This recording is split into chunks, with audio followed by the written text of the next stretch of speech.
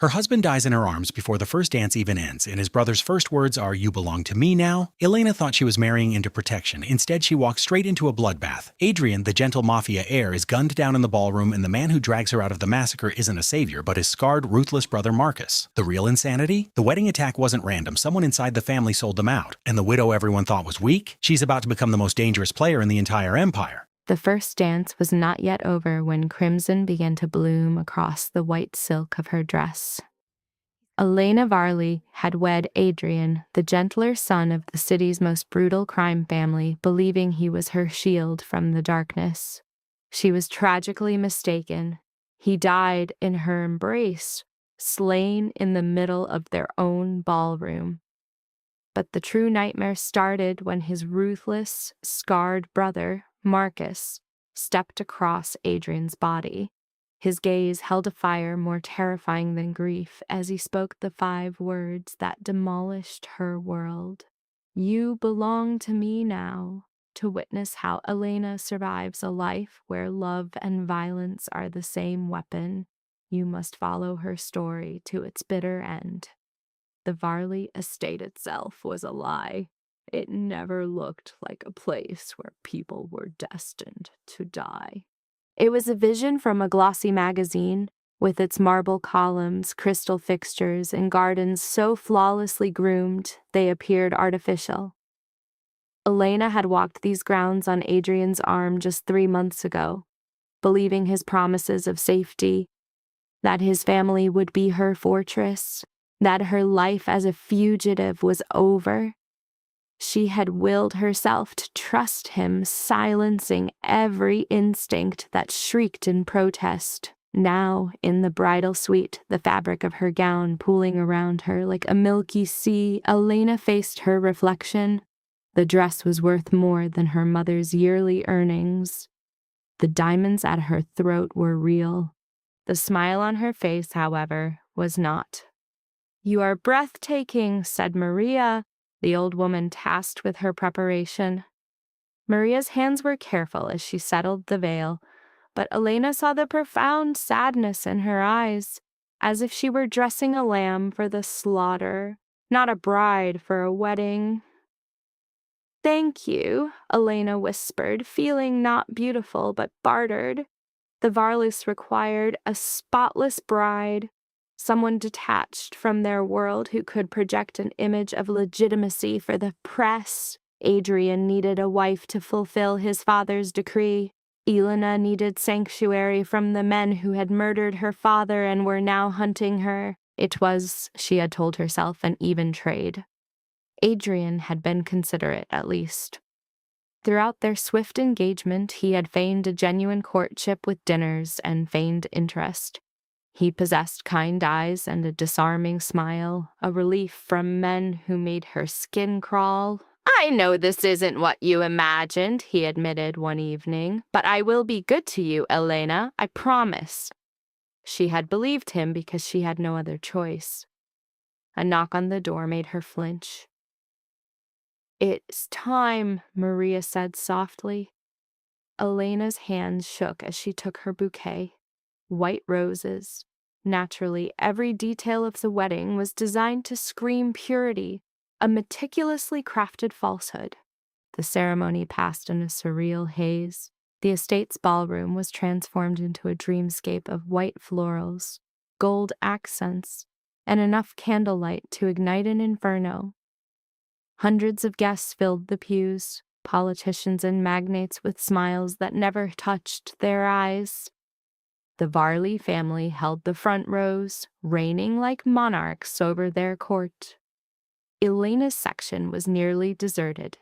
She had no family left to invite and no friends who would risk attending a Varley affair, only a few distant relatives present out of obligation. Adrian waited at the altar, the perfect image of a gentleman. When she reached him, he took her hand and squeezed it with gentle reassurance. "You are doing perfectly," he breathed. The officiant began his speech, but his words were lost on Elena. Her gaze was drawn to the man standing behind Adrian, his best man, his brother, Marcus Varley. She had met him only once, briefly, at a family meal. He had been silent, his dark, impenetrable eyes studying her while the others spoke. Adrian had explained that Marcus avoided the limelight, managing the family's security, a delicate term for the violent work no one else would claim. Where Adrian was handsome in a gentle, warm way, Marcus was all sharp lines and raw force, taller, broader, his face looking as if it were sculpted from rock and then broken. A scar traveled from his left brow to his jaw, a pale line cutting through his stubble.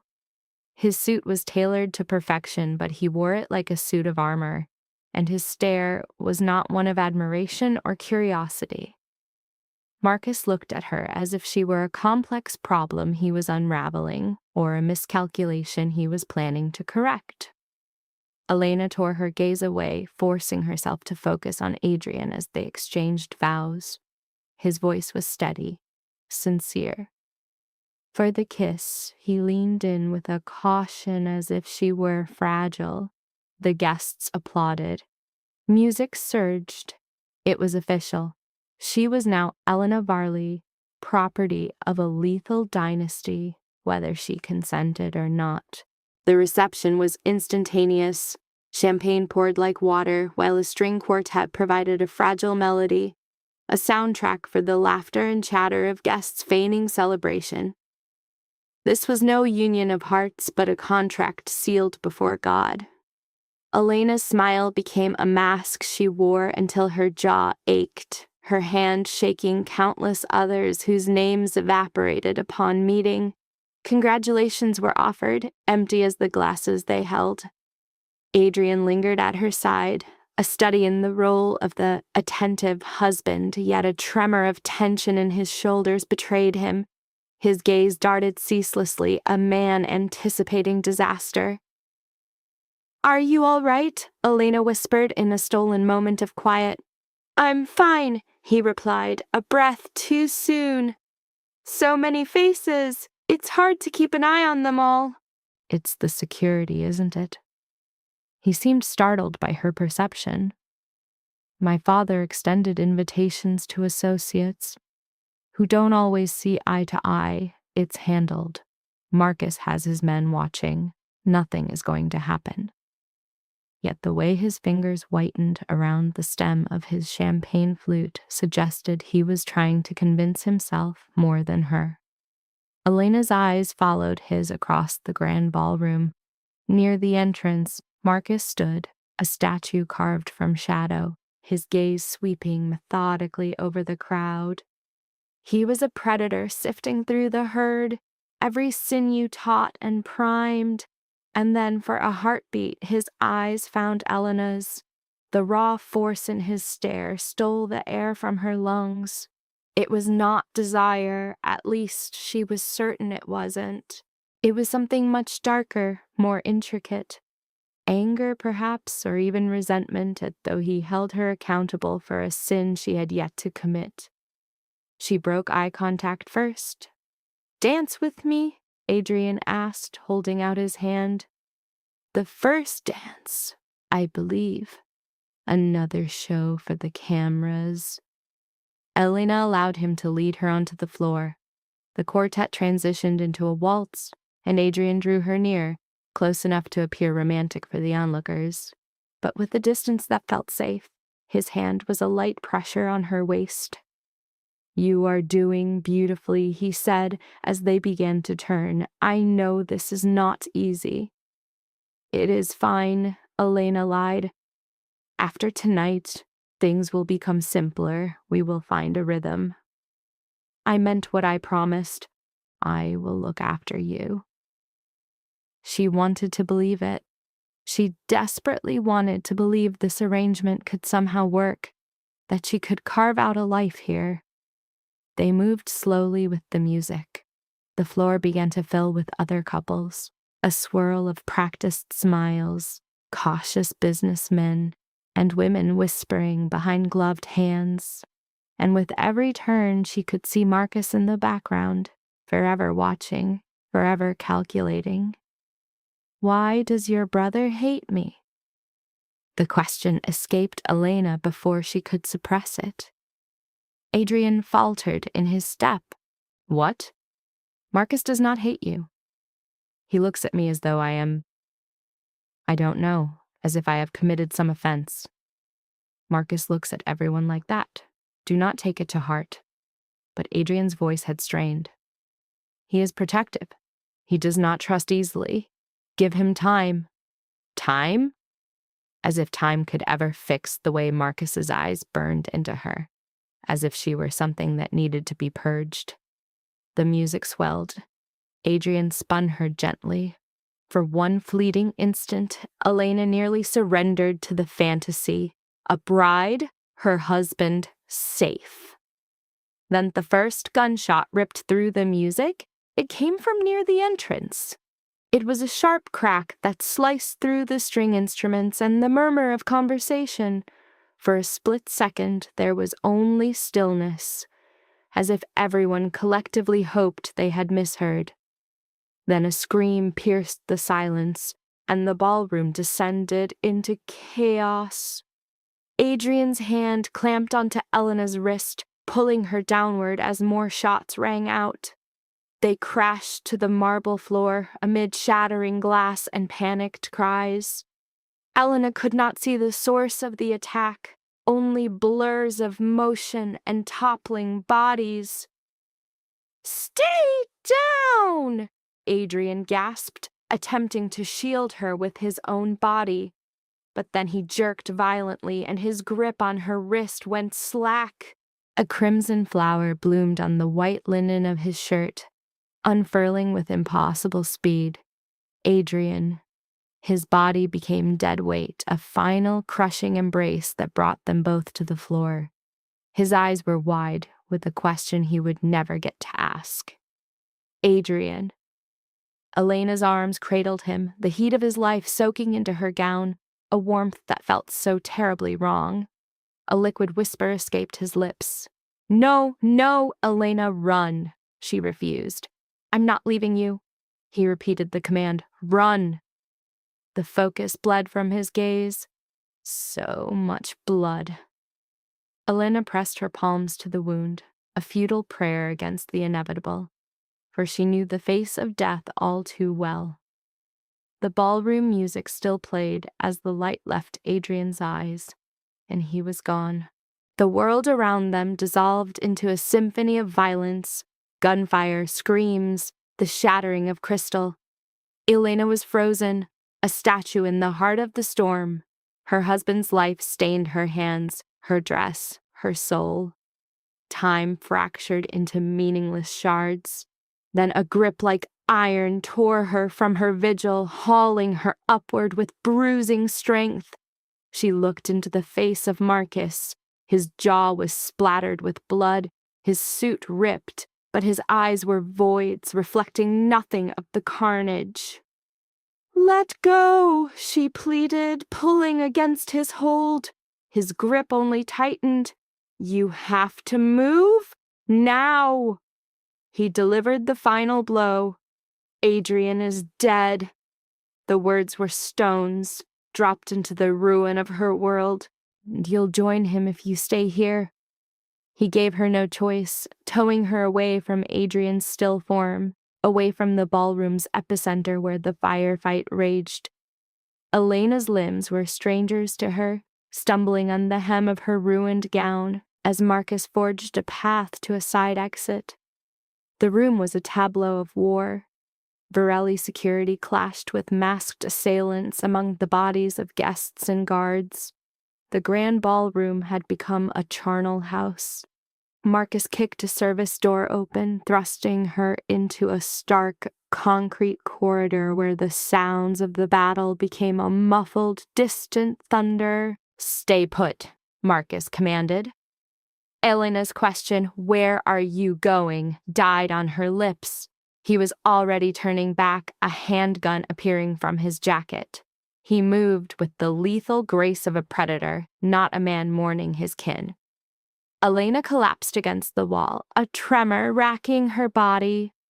Her wedding gown was a canvas painted in Adrian's blood. Her hand shook uncontrollably. He was gone.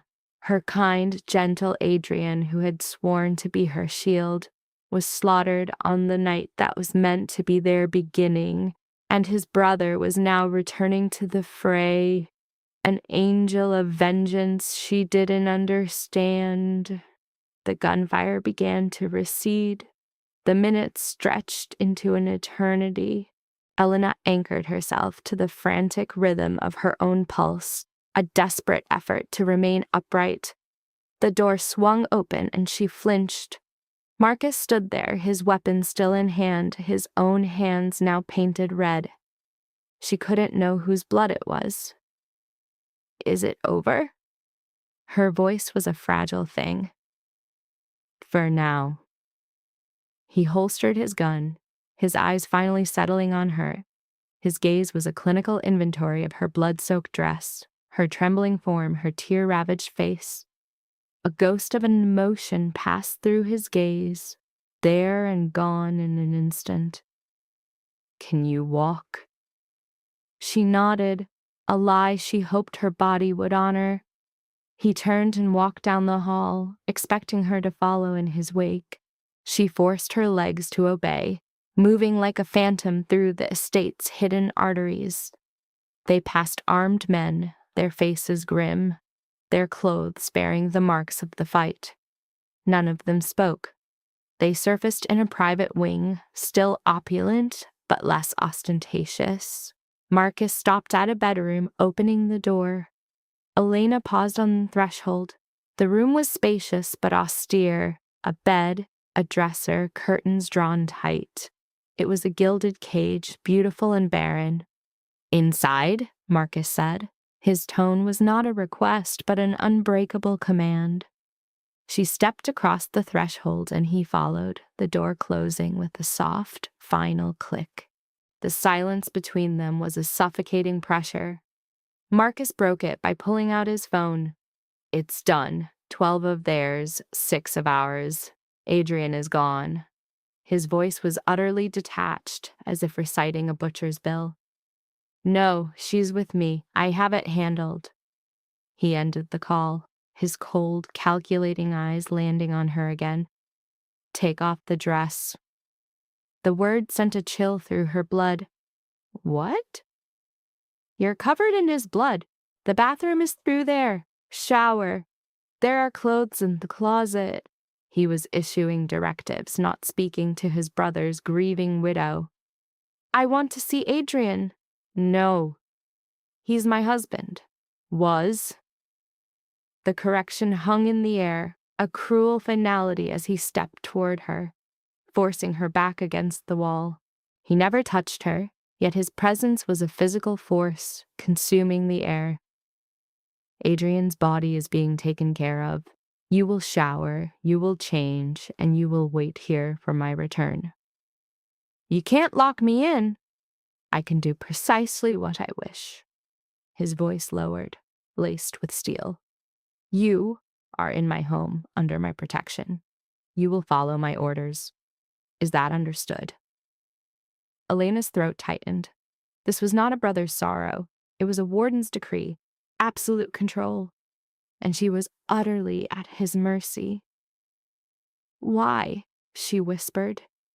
A flicker of something that might have been dark humor crossed his scarred features. "Because you have value. Because they will come looking for you. Because whether you like it or not, you carry the Varelli name now." He leaned in, his voice a low threat. "And because I am certain you will flee at the first opportunity. I have nowhere to go." "Precisely." Marcus pulled back. "Shower, change. The windows are alarmed. The door will be guarded. Do not do anything foolish." He turned, his hand on the doorknob. "Marcus," her voice cracked. "What happens now?" He paused, silent for a long moment. When he spoke, his voice was quiet, contemplative. "That," he said, the words quiet and final, "is entirely up to you." He left, and the sound of the lock was a final metallic punctuation. For a moment, Elena was a statue, Then her strength failed her. She slid to the floor, her ruined gown pooling around her as the dam of her composure finally shattered. Adrian was dead. Her shield, her promise of safety, her gentle love, gone. And in his place stood Marcus, his terrifying brother, who saw her as both a liability and an asset, and who had just made her a prisoner. She had believed marriage would be her salvation. Instead, it had delivered her into a far deadlier trap. At last, the tears subsided. Elena pushed herself to her feet, shaky but resolved. She could not remain broken on the floor. The bathroom was as sterile as the bedroom, offering no comfort. With trembling fingers, she shed the ruined gown, a blood-stained second skin, leaving it in a heap. The water ran crimson as she stepped into the shower, cleansing her of Adrian's lifeblood and the fragile dream of a future together. She stood there until the water ran clear, then cold. The closet held men's clothes, Marcus's. She chose the smallest shirt and a pair of sweatpants. They were a stark, clean slate, erasing the bride she had been. Dressed in the garments of her keeper, she sat on the bed and began the long wait. Darkness fell behind the thick drapes. She drifted in and out of a restless sleep, jolted awake by every phantom sound. The lock turned late in the night, or perhaps early in the morning. She had lost all sense of time. Marcus came in with a tray bearing a sandwich, fruit, and water. He placed it on the dresser, his expression that same placid, impenetrable mask. "Eat." A single clipped command. She didn't move. "The men who attacked us?" "They are gone," he said, his answer devoid of emotion. "The ones we found." He leaned against the wall, his arms crossed, now in a clean black shirt and pants, though the war still clung to him. "The ones we missed will be dealt with." "Who were they?" "Does it matter?" "Yes." Her hands tightened into fists. "Your brother gave his life for me. I have a right to know who took his." At the mention of Adrian, something, pain, anger, flashed in Marcus's eyes before vanishing. Business rivals? They thought an attack at a wedding would be a message. His jaw hardened. They miscalculated. What message? That the Varellis are weak, vulnerable. He began to pace. My father built an empire on fear. Adrian was our gilded front, the civilized face for an uncivilized enterprise. Tonight was proof that strategy has failed. Elena watched his restless, predatory movements. "And what are you?" Marcus stopped and met her gaze. "I am the shadow that allows the family to cast a respectable light." "The one who kills people?" "Yes." That stark admission was more chilling than any deception. "Why am I here? If I was a threat, you would have killed me." "So what is your purpose?" Marcus observed her, a slow, assessing smile touching his lips. It held no warmth. "You are more clever than you appear." "Answer me." "You are a playing piece," he stated simply. "Your family name has weight, and you are Adrian's widow. That makes you an asset to those who wish us harm. So until I decide your fate, you will remain here, where every variable is under my control. I'm a human being, not some variable. In my world," Marcus stepped toward her, his stare burning, "everyone is a variable. You want the truth? Here it is. I never wanted Adrian to marry you. I told him it was a foolish move, that bringing an outsider into this family would only breed complications. But he was stubborn. He claimed you required protection, that we had a debt to your father." Elena's heart faltered.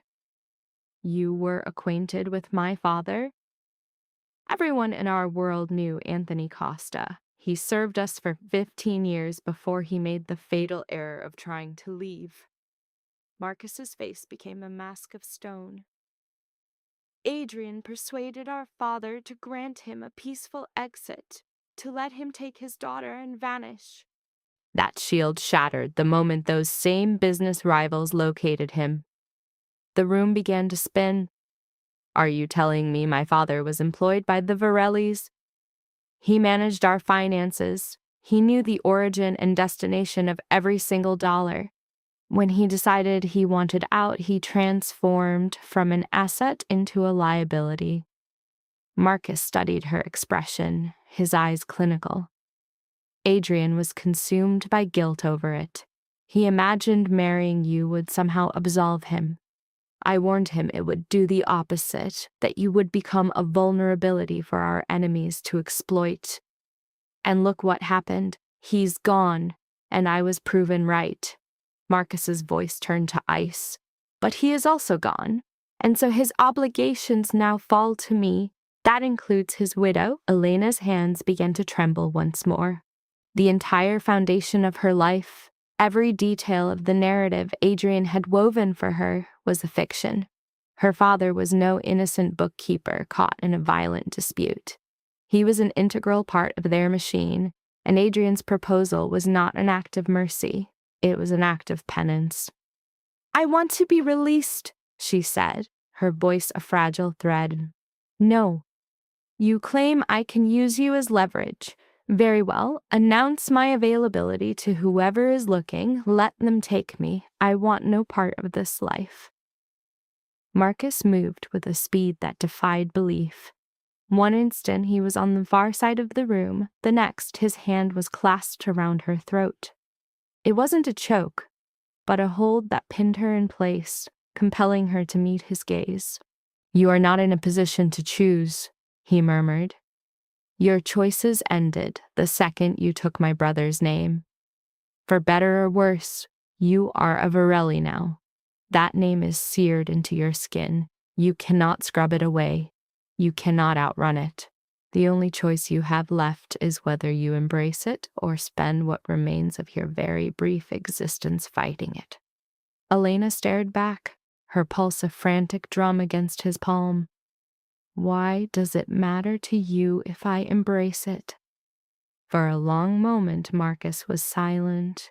His thumb traced a line along her jaw, a gesture of near tenderness that warred with the menace of his grip.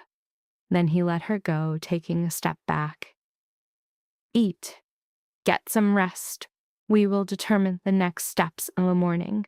He departed without saying anything more, the sound of the lock turning behind him echoing in the room. Elena remained in the crushing silence, her palm resting on her throat, where the phantom pressure of his touch still lingered. Her thoughts were a whirlwind, replaying everything he had revealed about her father, about Adrian, about the true reason for her presence here.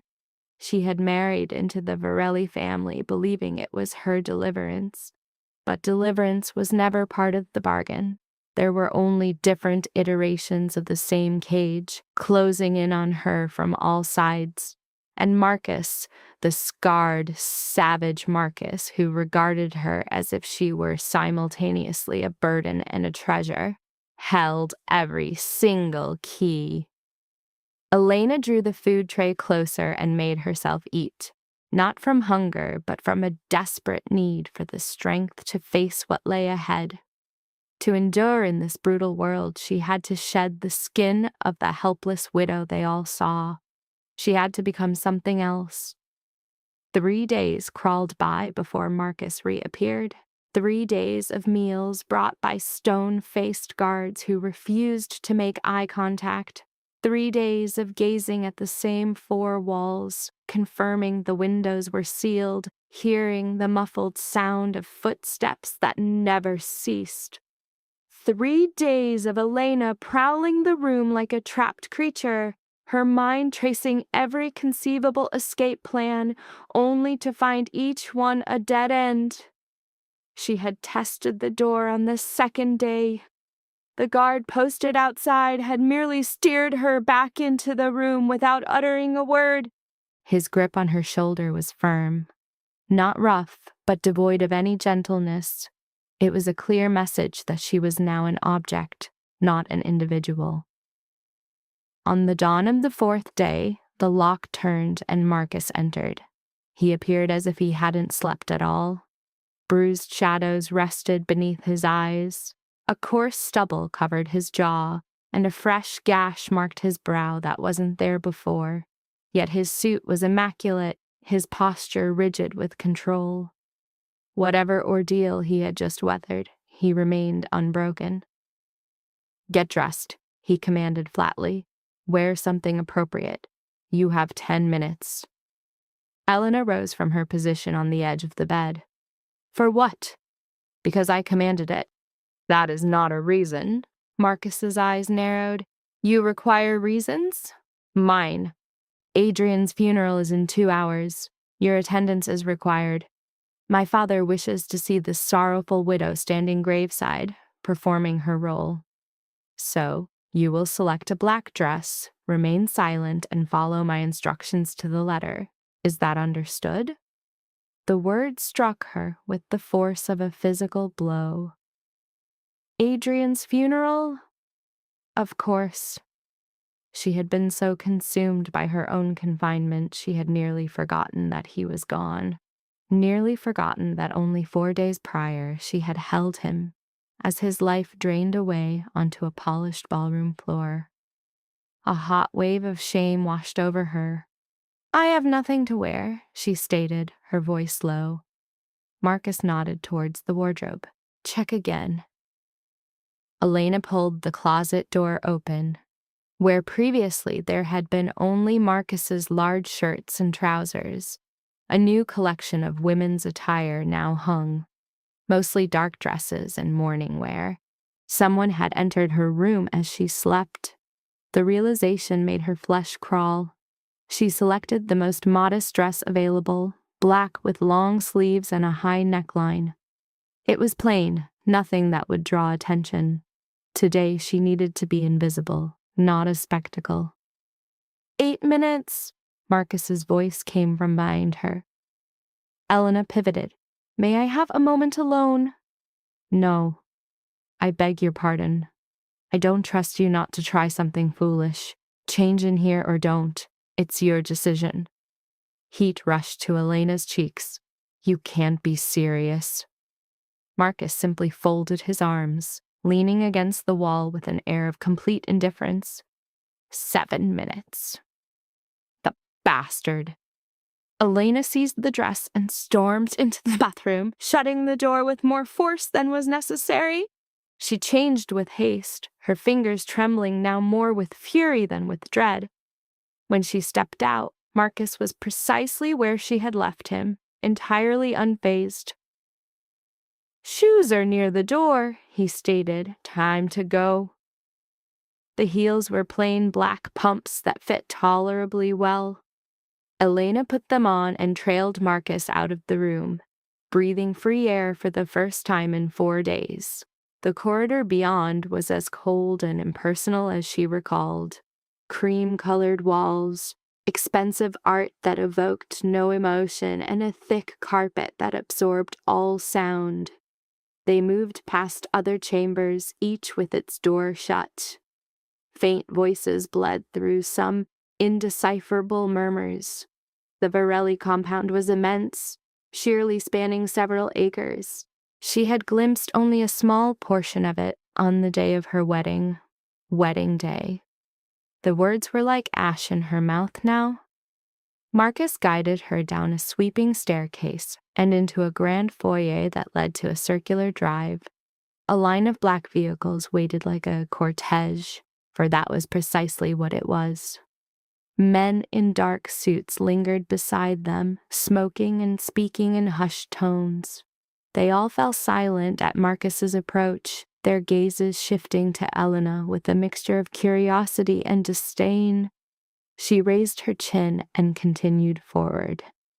Marcus held open the door to one of the cars, a polished black sedan with deeply tinted windows. Once inside, Elena slid across the leather seat. Marcus joined her, sitting beside her but preserving a deliberate space between them. The driver entered the car without a sound and steered away from the compound. They journeyed through the city in a tense quiet. Elena watched the buildings blur past, observing the people on the sidewalks going about their ordinary routines, unaware that she was a prisoner in a moving nightmare. A desperate urge to scream at them, to hammer on the glass and plead for rescue, rose within her. But what purpose would it serve? No one intervened for people like her. No one dared to challenge the Varellis. "Where is the service?" she asked, more to shatter the oppressive silence than from any real curiosity. "Family cemetery, about 20 minutes from the city." Marcus did not turn to face her as he replied. His eyes were locked on something beyond the window, his jaw clenched. "Will many people be there?" "Enough. And if they ask me anything, what should I say?" Silence. "You will not speak unless I permit it." Marcus finally met her gaze, his dark eyes like polished stone. "You will stand where you are placed. You will weep if possible, but you will not be noticed. Nothing more. But I'm his widow. They will expect precisely what I instruct them to." His voice coiled into a threat.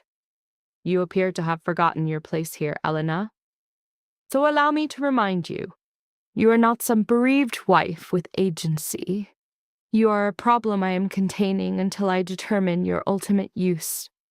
You draw breath only because ending your life would be more inconvenient than letting it continue. Do not force me to reassess that equation." A knot formed in Elena's throat. "Are you threatening my life? I am presenting the facts." Marcus turned his gaze back to the window.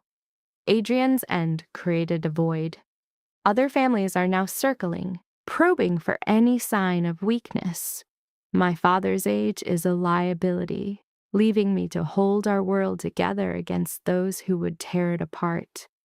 I lack the time for your emotional needs, so you will perform your role today, and perhaps your cage will remain this room and not somewhere far worse. The remainder of the journey was steeped in a tense, fragile silence. The family crypt rested on a hill overlooking the city, guarded by iron and stone. It was a costly, secluded place where the wealthy interred their dead to avoid the thought of mingling with the common earth. Cars already lined the narrow path as they pulled up. Marcus exited first, circling to open Elena's door, his hand offered with the grace of a gentleman. She accepted, knowing a refusal would create a scene. His fingers tightened around hers, a subtle reminder of his complete dominion.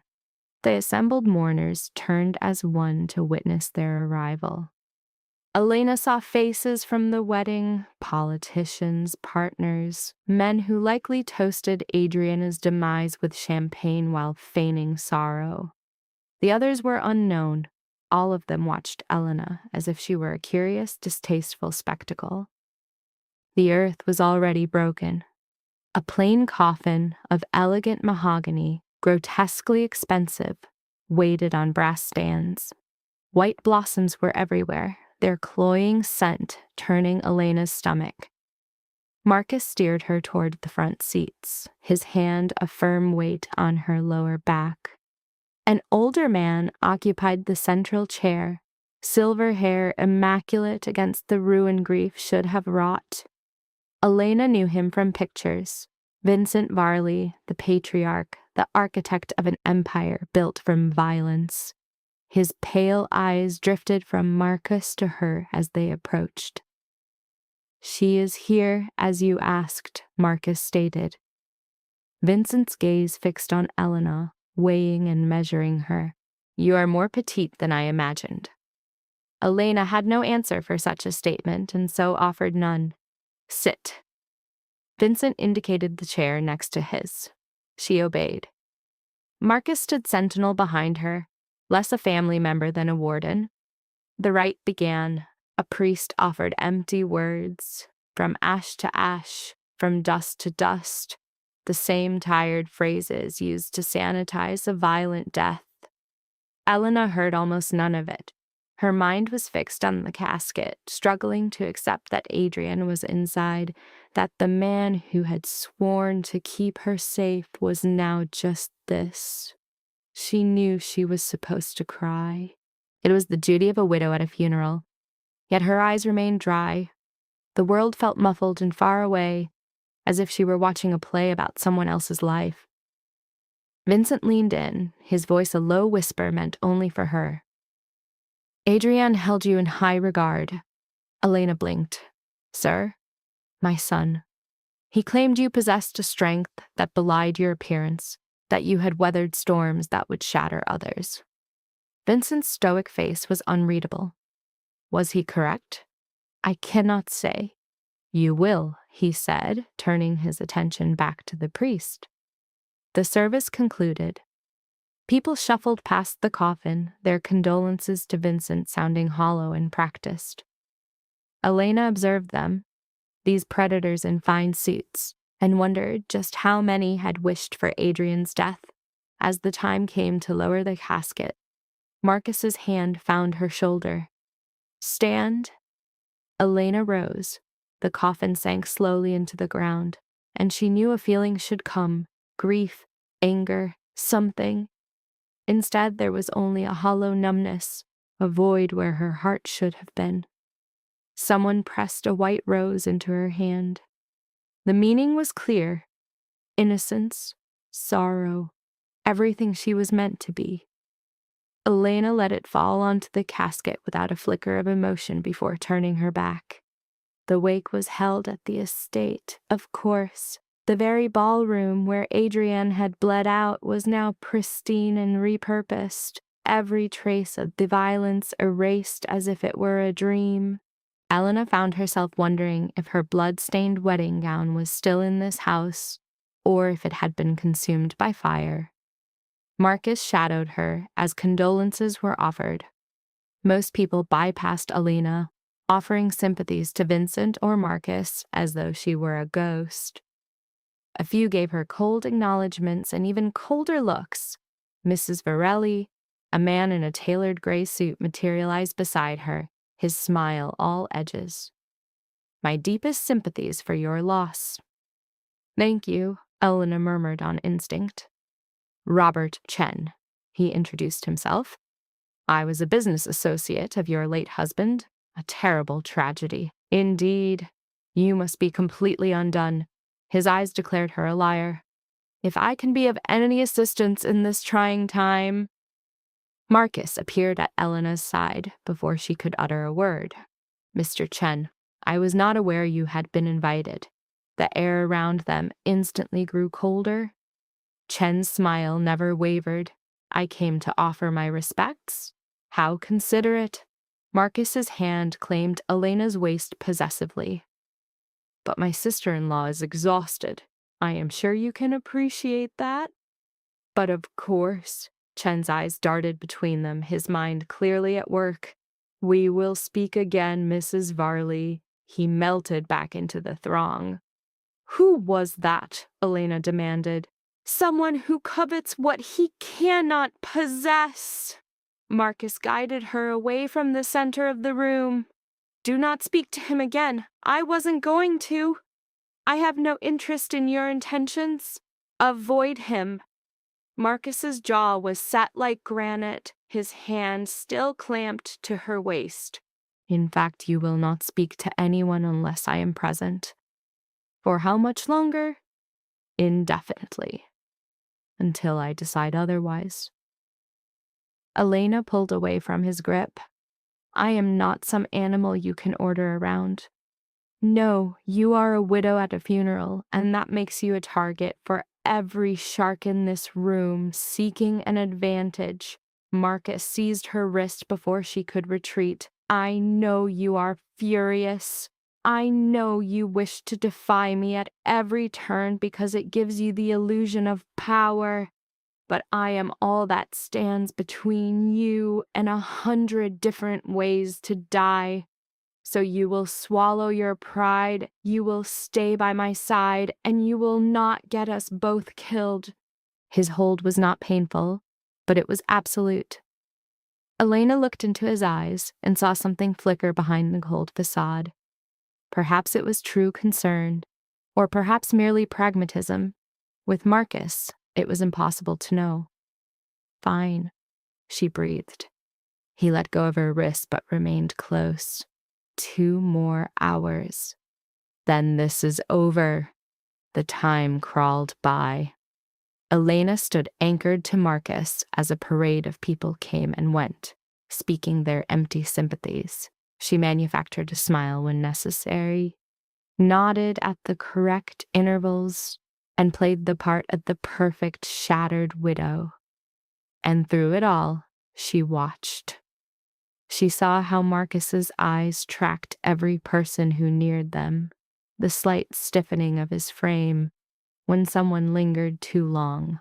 She watched Vincent hold court from the room's center, accepting condolences like a king taking tribute.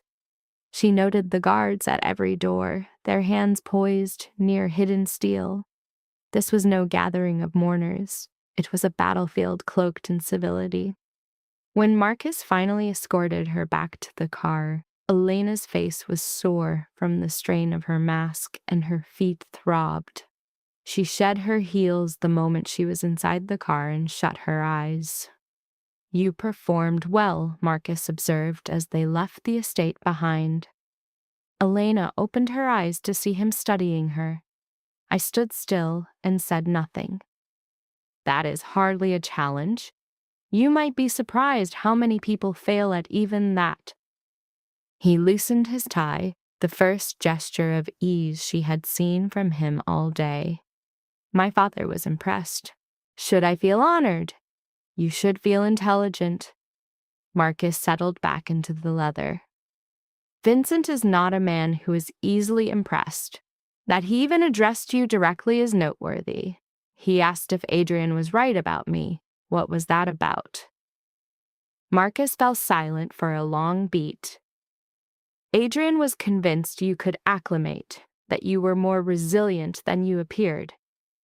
My father wished to judge for himself, and he did.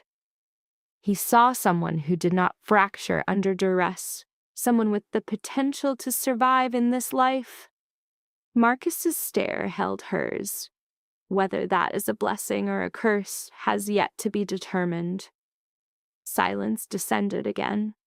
Elena watched the city lights smear across the window, her thoughts a storm of all that had transpired.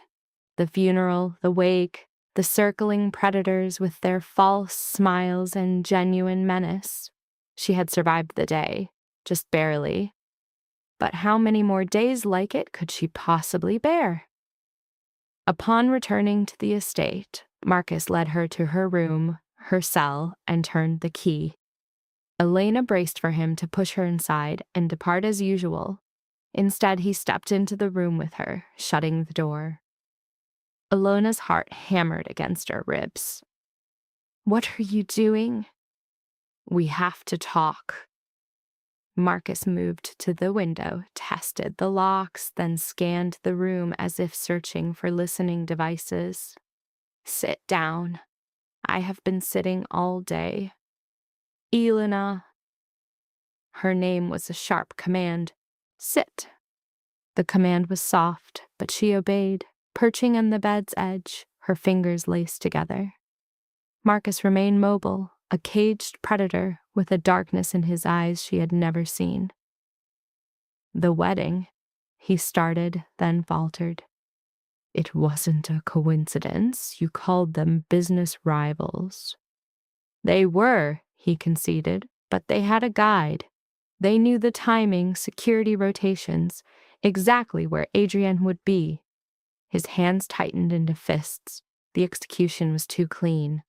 A cold dread settled in Elena's stomach. You mean someone on the inside helped? Yes. Who?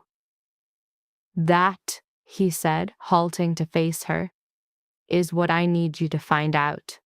I need everything Adrian ever said to you. Every word. His business, the people he met, his plans.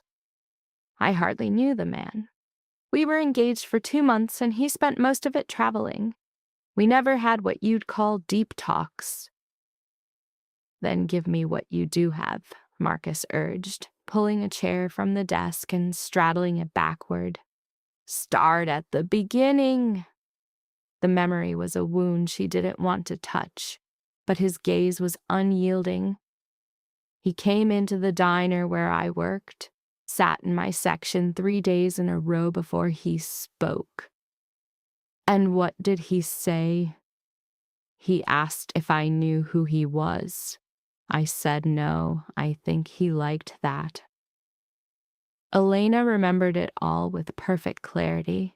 She recalled the loneliness about Adrian, something his fine clothes and easy grin couldn't hide. He gave his name, asked her to dinner. She refused, seeing him as just another rich man seeking a distraction. The next day, he returned with flowers and asked her again. And you said yes. Not then, she clarified, but he was gentle, persistent. He never made me feel cornered. Alona felt her throat tighten. I eventually agreed to 1 dinner. That became 2. By the 3rd, he confessed who his family was. Marcus's face was a stone mask. And you? I tried to end it. I told him I wanted no part of that world. Elena gave a bitter laugh. He said he understood, that he wanted out too, that he was building something else. Did he specify? Legitimate ventures, real estate, tech, things that didn't involve, she gestured vaguely. Crime, Marcus supplied, his tone flat. Yes, and you believed it. I had to believe it. Elena's eyes met his. My father was gone. The men who took him were after me. I had nothing, no one. When Adrian offered me marriage and sanctuary, I accepted. The alternative was a bullet in an alley. A flicker of something crossed Marcus's face. Understanding, perhaps, or just the grim recognition of desperation. Did Adrian mention threats? Anyone pressuring him? Elena sifted through their few conversations. No, but as I said, his work was a closed book. He kept it separate. What about the week before the wedding? Did you notice anything? He was stressed. I wrote it off as wedding jitters, but Elena paused, recalling a detail. The night before he came to my room, he said there was something important to tell me. Marcus leaned in. What? He never got to say it. His phone rang, and he had to go. He promised we'd speak after. Her voice fell to a whisper. We never had the chance. Marcus shot to his feet, pacing again. Someone knew the hit was coming. They either kept silent or warned him, and he chose to ignore it. Why would he ignore a threat? To prove a point, Marcus bit out, his voice thick with old resentment. Adrian wanted to believe in redemption, that violence wasn't the only way. He thought mercy and building bridges could transform the family into something legitimate. That sounds noble. It sounds naive, Marcus countered, stopping to stare out the window into the gloom. This world doesn't pay for nobility. It pays for power, for fear, for the will to do what others won't. Adrian knew that, yet he chose to believe in better things. That's what got him killed. Silence hung between them, heavy with the grief Marcus wouldn't show and the rage he barely contained. I didn't know him well, Elena offered quietly, but he showed me kindness that should be worth something. It's worth nothing when you're in the ground. His reflection in the window was a ghost. Kindness is a luxury we can't afford. Then what can you afford? He turned, and the look in his eyes made her breath catch.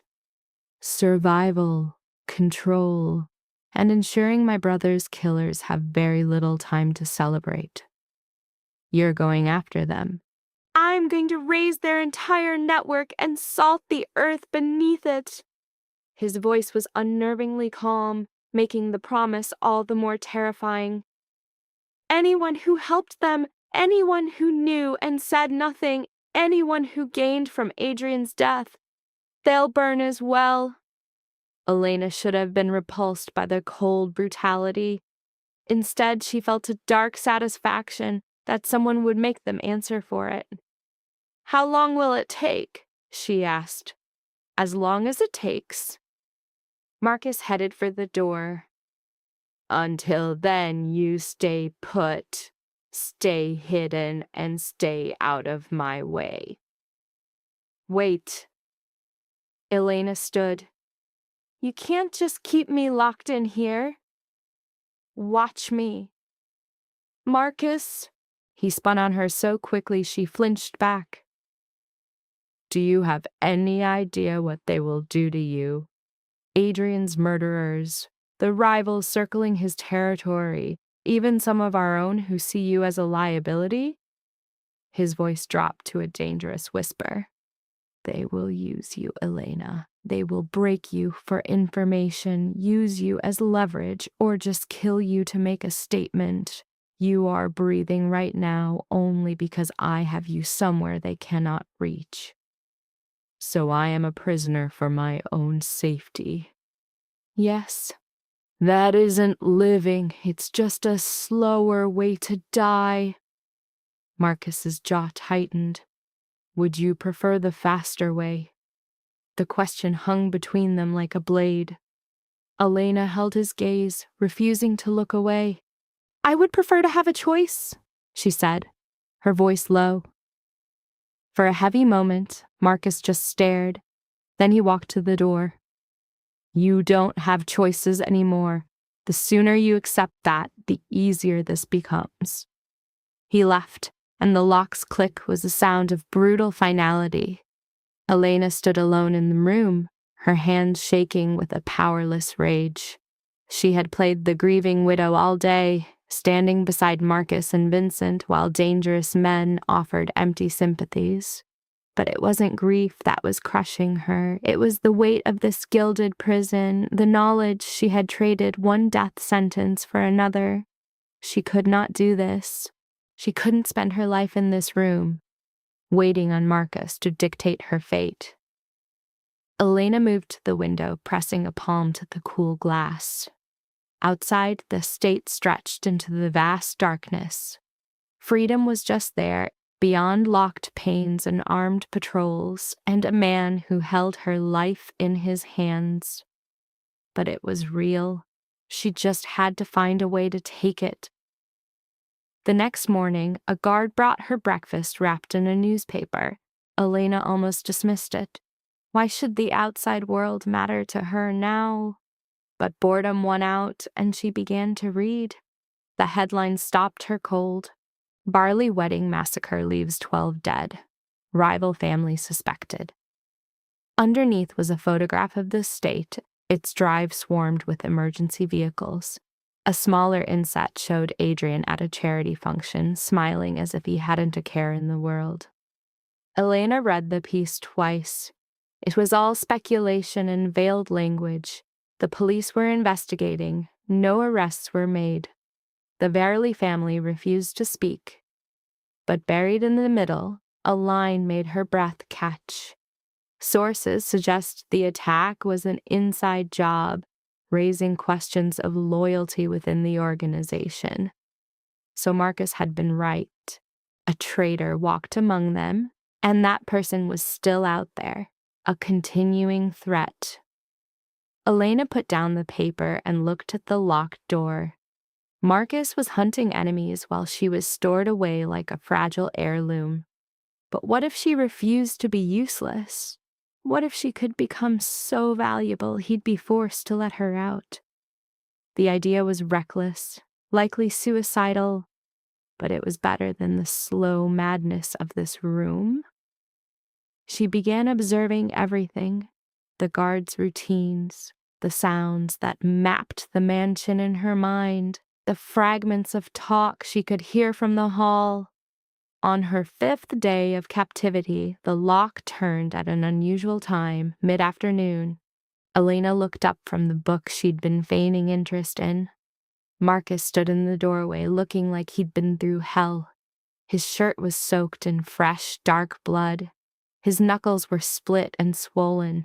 A deep cut ran along his collarbone, and his left eye was already swelling shut. He stumbled inside and kicked the door closed. "God!" Elena breathed. "What happened to you?" "Nothing." Marcus's voice was a ragged tear. He managed 3 steps before his legs gave out, and he crashed against the dresser. Before she could think, Elena was across the room, grabbing his arm to keep him from hitting the floor. "He needs a hospital." "No hospitals." He shrugged her off, attempted to rise, and faltered. "Just give me a second. You require stitches. You're losing too much blood. I am fine. You are anything but." Elena seized a shirt from the closet, pressing it to the wound at his collarbone. "Hold that." Marcus complied, his hand brushing hers before she recoiled. His skin was a furnace. How much had he lost?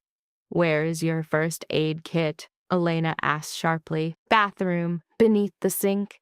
She found it instantly. A medical kit so thoroughly stocked it hinted this was not the first night of violence in this room. She took it and came back to see Marcus slumped against the bed, his eyes shut. "Stay with me," she commanded. "Trying." Elena knelt by his side, carefully peeling back the shirt, now soaked crimson. The cut was deep, precise, a blade's work. It needed a surgeon's hand, but she could at least close the wound, prevent infection. "This is going to sting," she advised. "Everything does." Marcus opened a single eye to watch her. "Just do it." She cleaned the gash with practiced care, refusing to flinch as he hissed. The muscles beneath her fingers were rigid as stone, his entire body a silent scream of agony. "You should be in an emergency room," she whispered. "Can't." "Too many questions." His breathing was shallow. "Hospitals bring police. Police bring trouble. Sepsis could kill you. It wouldn't be the first risk I've taken." Elena began to suture, her movements steadier than she felt. Her father had taught her this, a part of a past she fought to bury. Some skills, it seemed, never fade. "Who did this to you?" Her voice was calm, almost casual.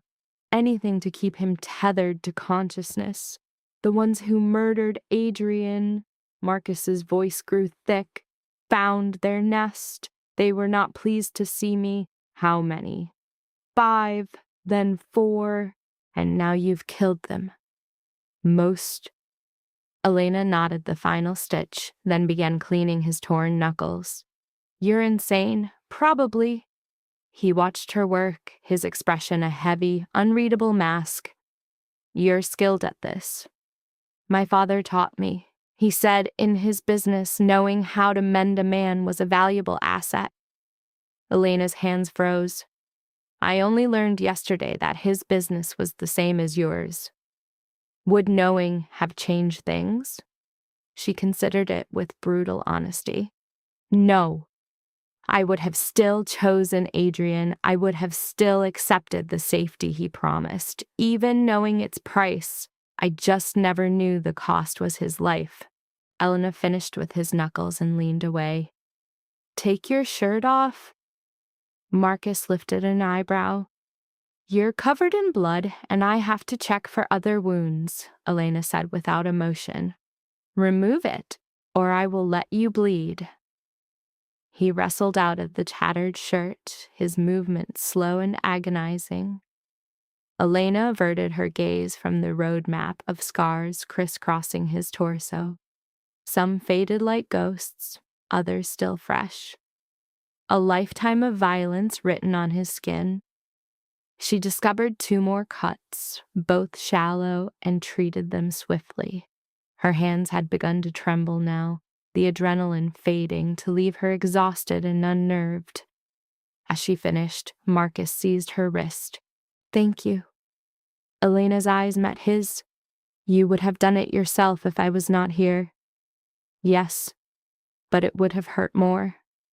They remained there for a long moment, his palm warm against her wrist, his blood on her skin. The room felt suddenly claustrophobic, the air thick and hard to breathe. Then Marcus let go and forced himself to stand. He succeeded this time, though he swayed. "You should rest," Elena told him. "Can't. There's work to do. You're barely on your feet. I've performed on far worse." But he didn't head for the door. He just stood there, staring at her with that same indecipherable look from the funeral. "What?" Elena challenged. "You could have let me die. It would have solved your problem." The thought had been entirely alien to her. "What problem?" "Me. I am the reason you're locked in this place. Without me, you could negotiate your freedom with Vincent or someone else." Elena stood opposite him in the confined space. "You think I would watch you die for a chance at escape? Most people would. I am not most people." Something shifted in the hard lines of his face. "No, you are not." He departed without another word, leaving Elena alone once more with bloody hands and burning questions. Why come to her room when he was so badly hurt? He must have medics, people trained for this. Yet he stumbled into her cage. And why did some small part of her feel relief that she could help? Elena washed her hands, trying to scrub away the answer. Marcus did not return for 3 days. Elena measured the passing hours by meal deliveries, by the shifting light in the window, by hallway footsteps that were never his.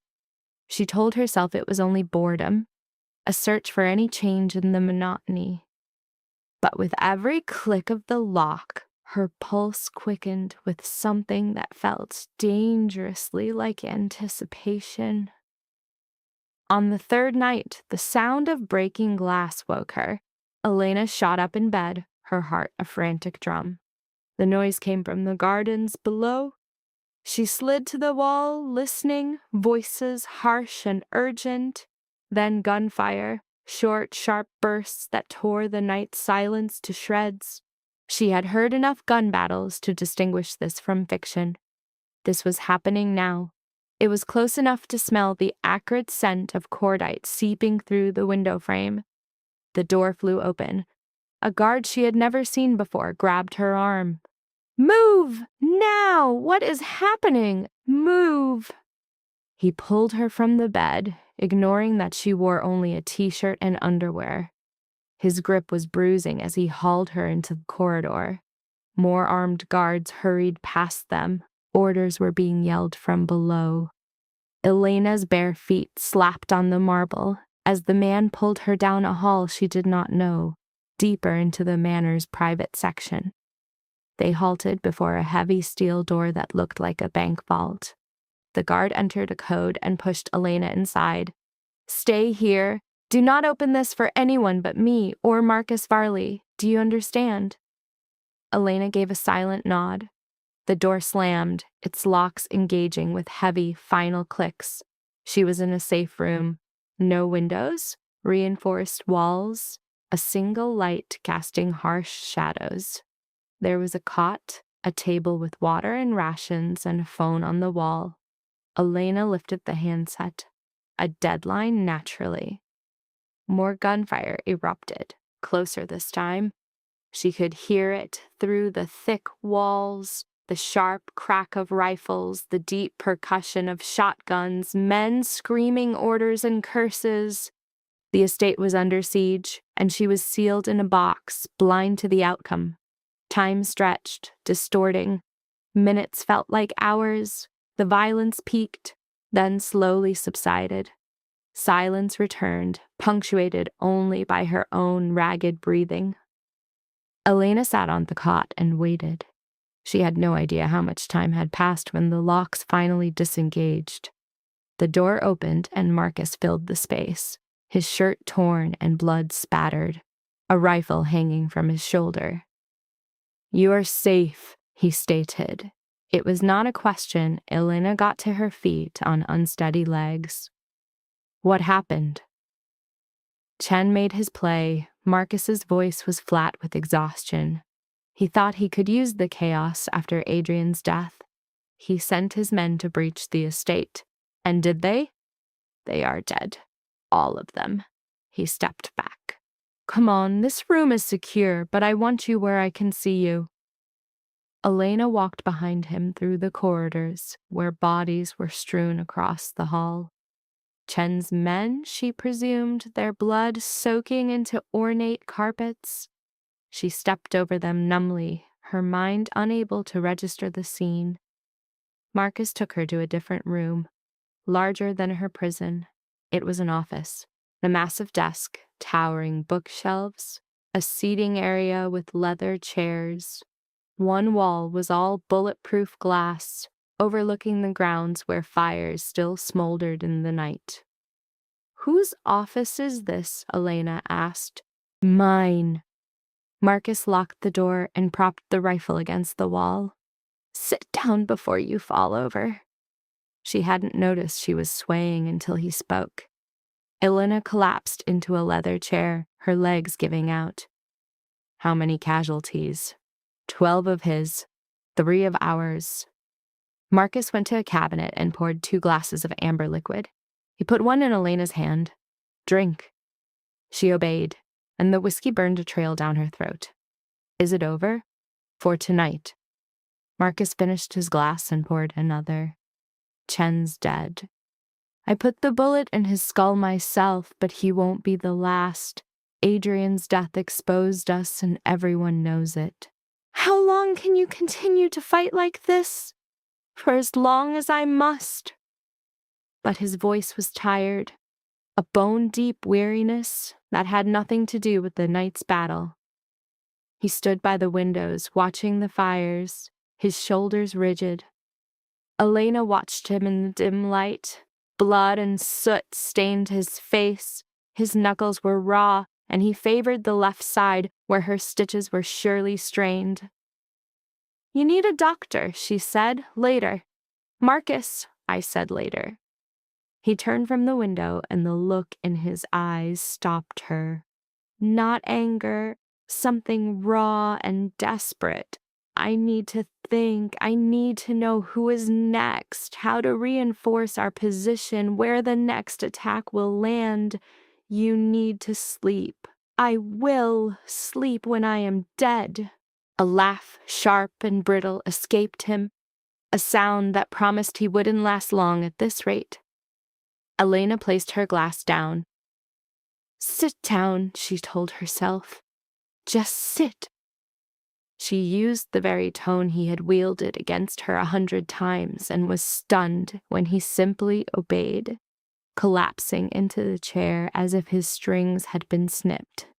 This close, she saw the brutal toll the past week had exacted. The dark crescents under his eyes had deepened into bruises. His face was leaner, honed to a razor's edge.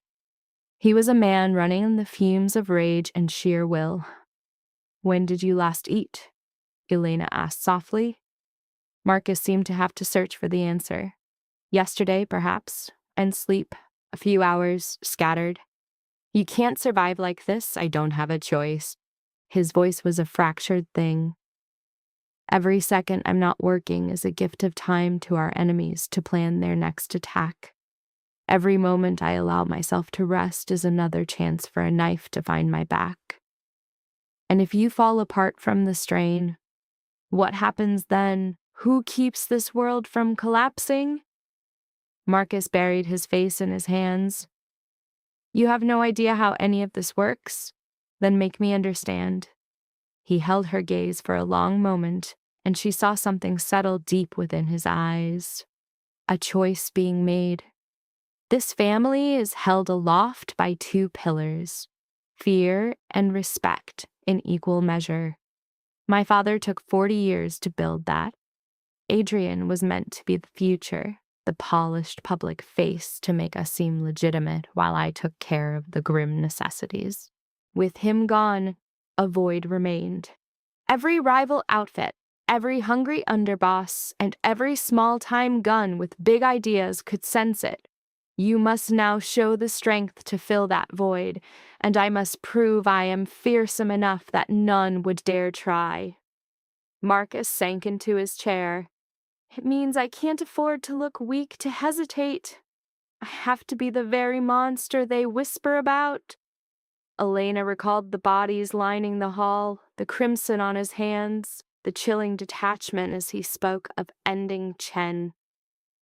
You are not a monster. You have no idea what I'm capable of. I know you sought my room when you were wounded, not your own men. I know you let me live when my death would have been more convenient. I know you are bone-weary and mourning while you hold a crumbling empire together. Her gaze held his, unwavering. That isn't what monsters do. A laugh escaped Marcus, but it was a hollow, humorless sound. You are so naive. I am a realist. Monsters don't carry guilt for their actions. You do. And what makes you so sure? Because sleep never finds you. Because you are destroying yourself to be their shield and their sword. Because sometimes you look at me, torn between seeing a person or a liability, and the conflict eats at you. Elena leaned in. A true monster would never be bothered. The silence between them grew thick, alive with an energy Elena could not define. Marcus looked at her as if for the first time, truly seeing the woman before him, not just a calculation of assets and threats.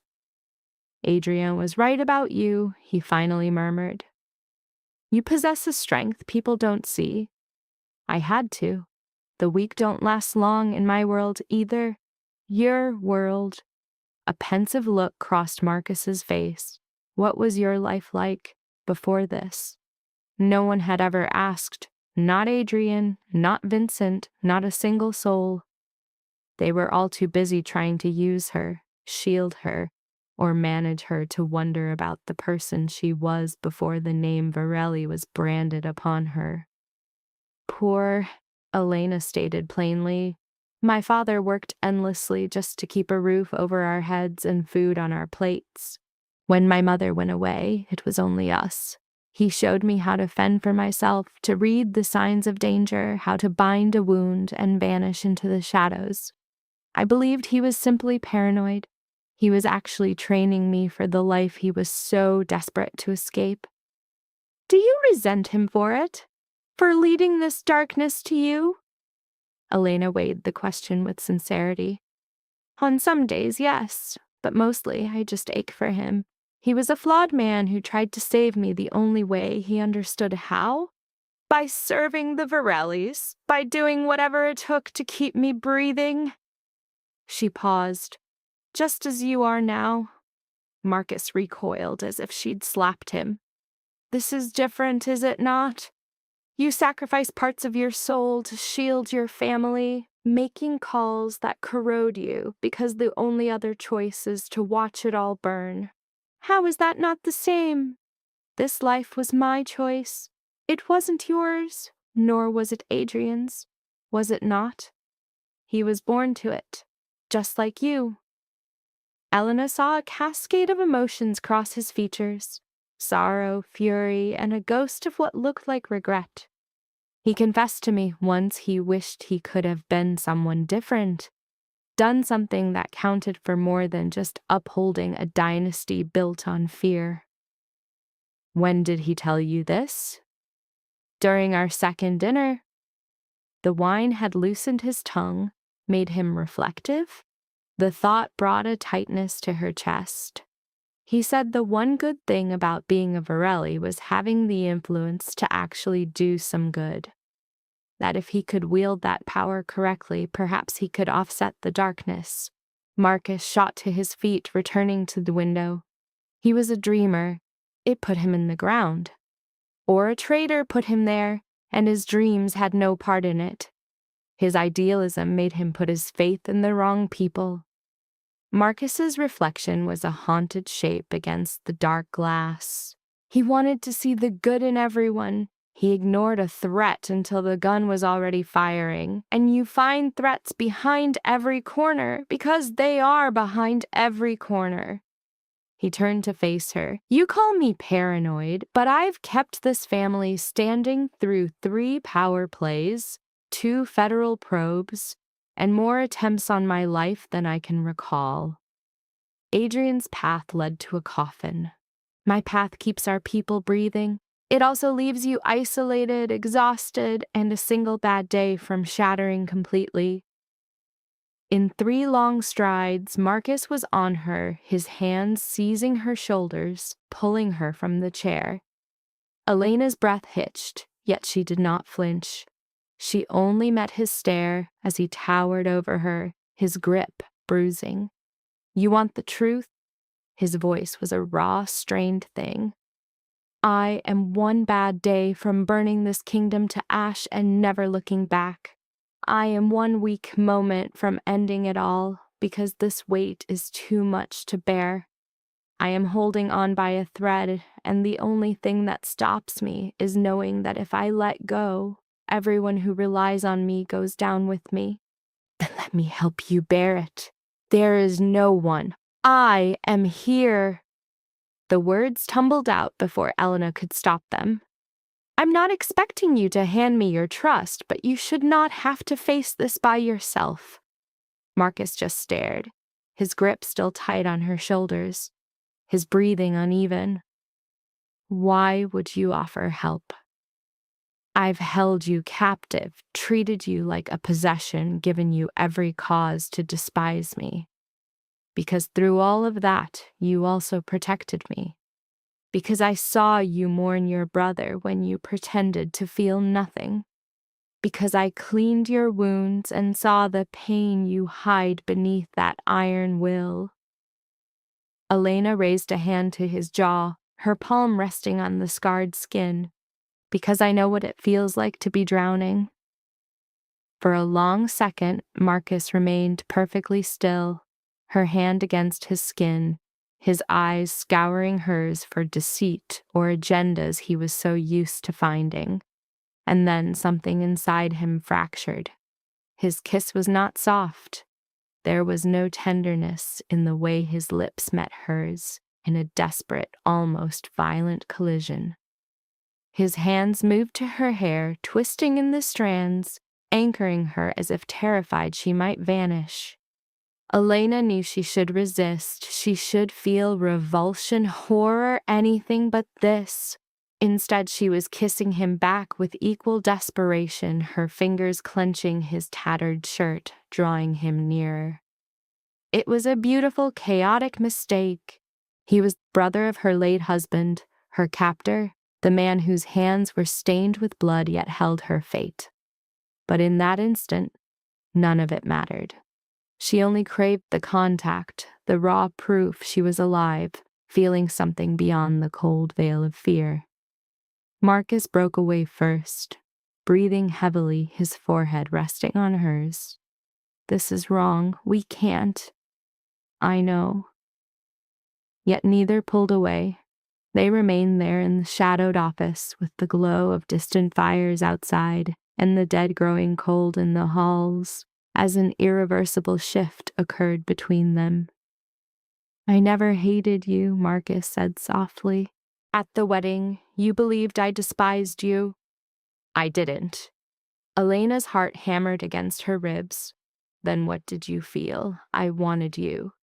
The words were raw, dragged from him. I observed you for weeks before Adrian ever saw you. I trailed you from that diner, ensuring you were safe, calling it surveillance while knowing the truth. The confession should have sent a chill down her spine. Instead, it clicked into place with a terrible logic. Why not approach me then? Because Adrian noticed you first. Because he claimed you as if we were boys fighting over a prize. Marcus's laugh was acidic. Because I knew if I let myself get near you, I would need to keep you. and needing anything makes a man weak. So, I stood aside for Adrian and told myself I was okay with it. But you were not. No. I stood in that reception hall watching him marry you, and I pictured myself killing him just to take his place. His grip in her hair tightened. And then another man did the job for me, and I received my deepest wish in the most monstrous way imaginable. Elena leaned back, needing to see his face clearly. Is that the reason you kept me here? To keep yourself away from me? To keep you protected? To stop myself from doing something we would both regret?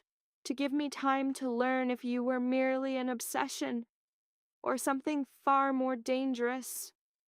He let go and took a step back, creating a chasm between them. It turns out it's more dangerous. What is? Marcus turned, his posture rigid. I do not have room for this. For wanting you, for caring for you. None of it. Everyone I care for becomes a liability. Adrian is gone because an enemy knew his death would wound me. If they ever learn you are more than a prisoner, I am watching. If they sense your importance to me, they will target you. They will do things worse than a simple death.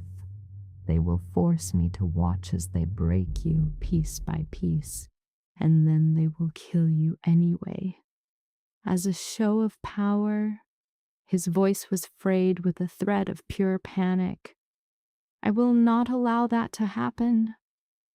Elena's thoughts were a storm, struggling with the weight of his admissions. Marcus had craved her, spied on her, and isolated her, not only for her safety but for his own restraint. And he had just kissed her, as if he were a man starved of air. So what happens now? She asked softly. Nothing. This will not happen again. Marcus turned to her, his features hardening into a cold, impenetrable mask. You will return to your room. I will return to my work. We will erase this entire conversation from memory. Just like that. Yes. Just like that. Elena's laugh was a sharp, brittle sound. Do you honestly believe you can just switch it off? Feign ignorance to what this is? I have been feigning it since the moment I first saw you. I can continue. He moved to the door. Come, I am taking you back. But Elena remained motionless. What if I no longer wished to pretend? Marcus's hand froze on the brass doorknob. Pretend what? That I felt nothing when you kissed me? That I should ignore you're the first person in months to see a mind inside my head? Don't make this more agonizing than it already is. His eyes were still averted. You think you desire this, but you don't. I am not Adrian. I lack his kindness, his gentleness, everything you deserve. I am the beast who corrals the other monsters, and my proximity will only unmake you. I am already in pieces. Your brother died in my embrace. I am caged in a house of enemies. My old life has vanished. What more could you possibly steal from me? Your hope. Marcus finally turned, the raw torment in his eyes a physical blow to her chest. That is what I will take, the piece of you that still dreams of better days. I will blacken it, twist it until you are as shadowed and fractured as I am, and you will curse me for it. You can't know that. Yes, I can. It is my nature. It is the nature of this life. He swung the door open. Now come, before this bout of nobility passes. Elena moved across the room, pausing on the threshold. You are wrong. About what? Believing you're a monster. True monsters don't shield others from themselves. She swept past him into the hall before a response could form. Marcus trailed in silence, a deliberate gulf between them, as Elena felt the gravity of their unspoken words pressing down. At her room, Marcus turned the key but did not step inside. He just lingered in the doorway, seeming as though words failed him. "Try to get some sleep," Elena murmured. "I will try, Marcus." She pivoted to face him. "Thank you for saving my life tonight." Surprise flickered across his features as if he'd anticipated rage or blame, not appreciation. "It's my duty. No, your duty is this empire. Keeping me alive was your choice." She held his gaze. "Thank you for making it." He gave a single sharp nod, then pulled the door closed. The lock clicked home, and she was once more alone. But the air had shifted. The walls of her cell felt less constricting, the solitude less absolute, because she now understood she was not the only prisoner here. Marcus was as trapped as she, perhaps more so, chained by duty and the weight of a kingdom that took everything and offered nothing. Elena lay on the bed, staring into the dark.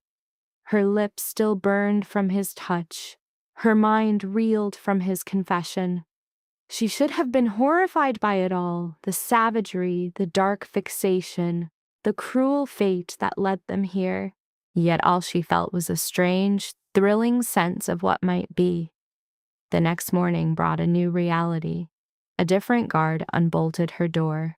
It was not the usual silent meal delivery, but a stark summons. "Mr. Vincent Varley requires your presence in his office." A cold knot formed in Elena's stomach. Immediately. She dressed in the plainest attire available and followed the guard. It was her first time witnessing the aftermath of the attack by daylight. Bullet holes marred the walls. Faint blood stains tainted the marble despite zealous cleaning. The polished facade of the Varley Empire was cracking. Vincent's study was the mansion's oldest section, filled with dark wood, old leather, and the scent of fine cigars.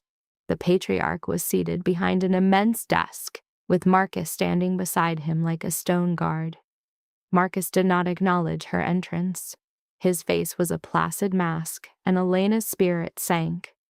So, the pretense was back in place. "Sit, Elena," Vincent said, his voice a low rumble but not unkind. She took the chair opposite him, clasping her hands to still their shaking. Vincent observed her for a long beat, his pale eyes piercing for his age. "My son informs me you conducted yourself well last night. You followed instructions and did not panic." "I was terrified," Elena confessed. "But you did not let fear master you. That is what matters." He settled back in his seat. "You have been our guest for nearly 2 weeks, long enough to grasp our ways, long enough to face a choice.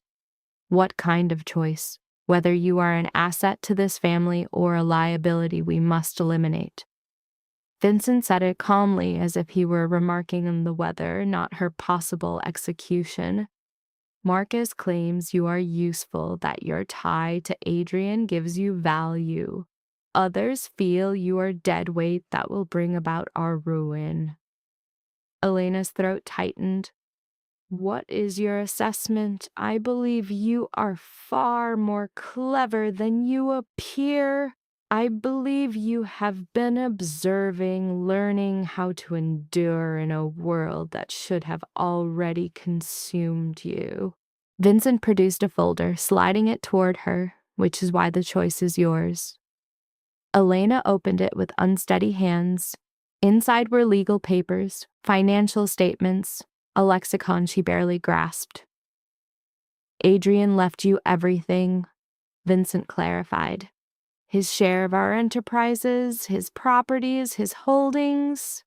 By law, you are now one of the nation's wealthiest widows." Elena's head snapped up. "I don't understand. It is quite simple.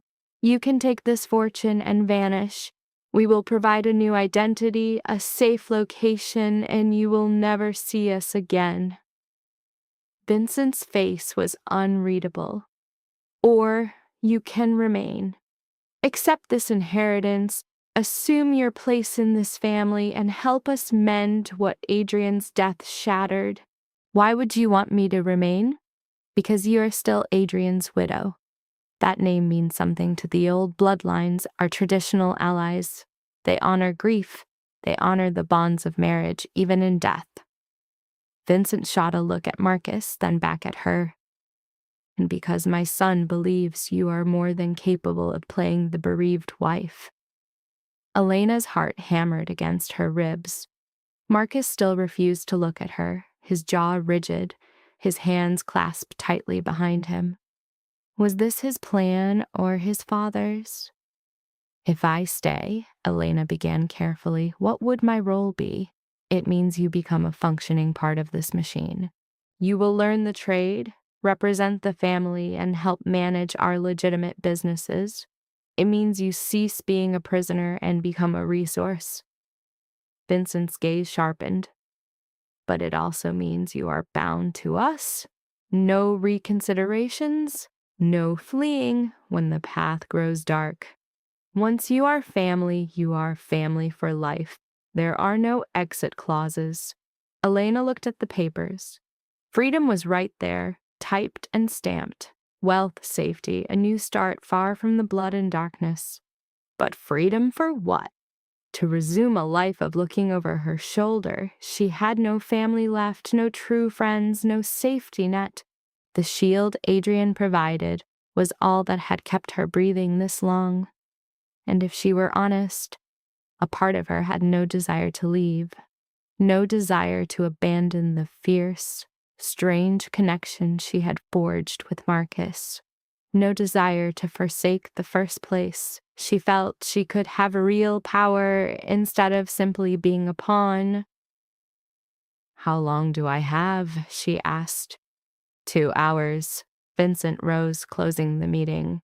Consider it well, Elena. This is not a choice you can take back. The guard led her to her room, where Elena stared at the documents, her mind a whirlwind of consequences. She could run, take the wealth, and disappear into a quiet, safe life. Or she could stay, claim a throne in this savage world, and stand with the man who admitted his dark desires while fighting for his brother's legacy. Freedom or power? Safety or purpose? Flight or fight? When Marcus entered her room that night, her answer was already set. He didn't knock, using his key to enter the space as if it were his. Elena sat on the bed, the papers spread before her, and watched him shut the door. Marcus looked more worn than the night before. His eyes were inflamed, his movements tight with concealed pain. He wore fresh clothes, but a trace of blood remained under his nails. Have you made your decision? He asked, his voice direct. Elena gathered the papers and offered them. I'm staying. Marcus looked at the documents as if they were poison. You should take the fortune and flee. I am done with fleeing. Elena, I am staying, she stated again, her voice stronger. I am claiming Adrian's legacy and my position in this family. I am finished being caged and treated like a complication. Marcus took the pages and placed them on the dresser. Do you grasp what this means? This is not a contract you can breach when things become difficult. You are swearing your very life to this family. I did that when I married Adrian. Elena rose to meet his eyes. The only distinction now is that I am choosing this fate. You are choosing to wear a target. You are choosing to wake each day knowing a bullet might be meant for you. You are choosing power over helplessness. She moved closer. Last night, you asked what more you could take from me. Now I am taking something for myself, control, agency, the right to determine my own end instead of letting men determine it for me. Something shifted in Marcus's gaze. Perhaps it was respect, or a deep concern. You believe this cage offers you more command than running ever could. Outside, I am hunted, isolated, a target. Here, I am a Varelli. The name is a weapon, one I can wield, or one that will get you killed. Everything is fatal in the end. Elena met his stare. This way at least I die on my feet, not cowering. Marcus fell silent, his eyes searching her face for the flaw, the lie, the fracture point. You're entirely certain of this? Then you must learn the code. He crossed to the window, creating a space between them as if her nearness clouded his judgment. You are no longer Adrian's widow. You are an asset of this family. That makes you subordinate to Vincent, to me, to our entire hierarchy. You will obey every command the moment it is given. You will never challenge a directive in the presence of others. You will not make choices that impact this family without consent, and you will never, ever betray us, because if you do, I will end you myself. The vow should have terrified her. Instead, it was the only genuine sentiment he'd offered all day. I understand, Elena replied. You will be given legitimate professional duties. Adrian was building a real estate empire. You will assume control, study the buildings, the occupants, the cash flow, keep it looking pristine while managing the filth beneath. A faint twitch at Marcus's lips almost became a smile. Precisely, and my housing. You will be relocated to the family compound. A proper room, not a cage, but it will be guarded. You are forbidden to leave without clearance and an escort until the danger has subsided. So I remain a prisoner, just in a more gilded cage. Consider it protective confinement. Marcus turned from the glass. There is another matter we must address, the kiss. It was an error in judgment. You called it complicated. He dragged a hand across his features. I meant what I said about watching you, about the want. That impulse does not simply vanish because it is inconvenient. Elena's heart began to race. What are you trying to say? I am saying we must erect boundaries. You are family now, a fact that makes this more forbidden than it already was. Vincent must not know. No one can ever know. If they sense a bond between us, you become a vulnerability for them to use against me. So we act as if it never occurred. We proceed as if nothing is happening. Marcus's gaze burned into hers. Because it can't. Not while you are under my ward. Not with this family in turmoil. Not while every adversary we have is searching for a weakness. Elena moved across the floor until she stood inches from him. And when the turmoil ends, when the adversaries are gone, what happens then? Marcus's jaw went rigid. We will see what happens then. That is not a response. It is the only one I have. His hand rose as if to touch her before falling to his side. I can promise you nothing but your survival. Everything else is in question. I am not seeking promises. Elena reached for his hand, pressing it to her skin just as she did the night prior. I am seeking the truth. Do you want me here? A sharp intake of breath from Marcus. His thumb brushed along her jawline, and in his eyes, Elena witnessed the battle raging inside him. Obligation against desire, reason against instinct, the man he was forged to be against the man he was. Yes, he finally breathed, the word a raw, unwilling admission.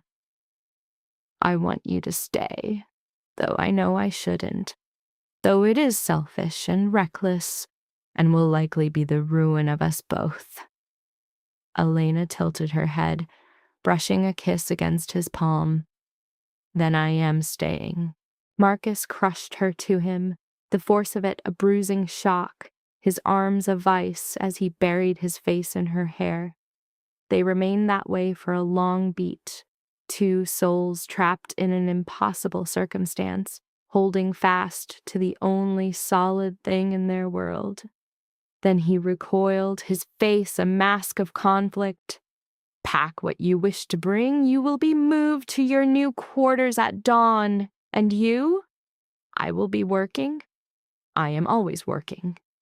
He started for the door, but stopped. Elena, this changes none of it. We are still impossible. I know. And she did. She understood the hopeless snare they were caught in, but that knowledge offered no comfort. I will see you in the morning. He departed without another glance, leaving Elena to the echoes of her choice. The new chamber was triple the size of her cell, with windows that actually opened and a bath that was not a concrete box. Her few possessions were already there, the provided clothes and books she'd used to dull the passing hours. They looked utterly pathetic against the opulent furnishings. Maria stood in the doorway, the same older woman who had dressed her for the wedding. Miss Elena, my name is Maria. I am here to help you. Help me with what? With anything you require. Your attire, your appointments, understanding the estate's rhythm. Maria's face was gentle but guarded. Mr. Vincent wishes for you to be comfortable. Elena nearly laughed. Comfortable. In a place where one half wished her gone, and the other saw her only as a strategic piece on a board. I require clothing, she said, ignoring the irony. Proper clothing, not gowns, something practical for work. Of course, a tailor will be summoned for you tomorrow. Maria paused. If you'll permit me, miss, it is good to see you freed from that room. Mr. Adrian would have wanted you to have some liberty. His name struck Elena with unexpected force. She had been so consumed with survival, with the strange current between her and Marcus, she had nearly misplaced the man who started it all. You knew him well? Elena prompted. I have served this family for 30 years. I saw both of the boys become men. Maria's gaze grew hazy with recollection. Mr. Adrian was the tender-hearted one. He looked for the best in everyone, even when there was none to be found. Mr. Marcus was forged from a harder metal, but his love for his brother was absolute. He has a strange way of showing it.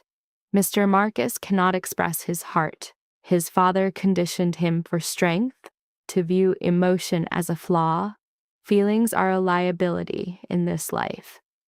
Maria went to the window, pulling aside the drapes to let the afternoon sun spill in. But I see the way he watches you. It's the same look he had for things he desperately wanted, but believed he could never possess. Elena's breath hitched. What are you implying? Nothing at all, miss. Merely the musings of an old woman. Maria offered a small, knowing smile. Dinner is at 7. You are to join them in the formal dining hall. I will return for you. After Maria was gone, Elena took in her new surroundings. The walk-in closet was a cavern of empty space, awaiting the promised wardrobe. The bathtub was large enough for 2. The bed was enormous, draped in silks that likely cost a year of her old wages. This was her existence now. A life of gilded danger, the two so entwined she could no longer tell them apart. Dinner was a lesson in silent warfare. The great dining hall could host 30, but settings were laid for only 5. Vincent presided at the head, with Marcus at his right and Elena at his left. 2 unfamiliar men occupied the other chairs. Elena, meet James Caruso and Michael Romano. Vincent made the introductions. They manage our finances and our legal fronts. The men acknowledged her with blank expressions, their eyes weighing her, calculating her value, deciding if she was a threat or a tool. Gentlemen, Elena murmured. Servants moved like wraiths, delivering the first course in complete silence. The quiet was a physical weight, punctuated only by the scrape of silver against porcelain. At last Vincent cleared his throat. Elena has agreed to claim her inheritance by managing Adrian's real estate ventures. A prudent decision, Caruso inquired, his voice flat but his gaze sharp. Considering the present volatility? It is a necessary one, Marcus countered before Vincent could speak. We require stability, most of all in our visible enterprises.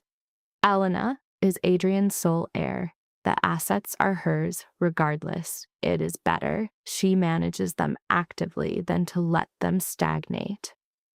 What experience does she possess in property development? Romano's question bordered on insolent. Elena placed her fork down with deliberate care. None.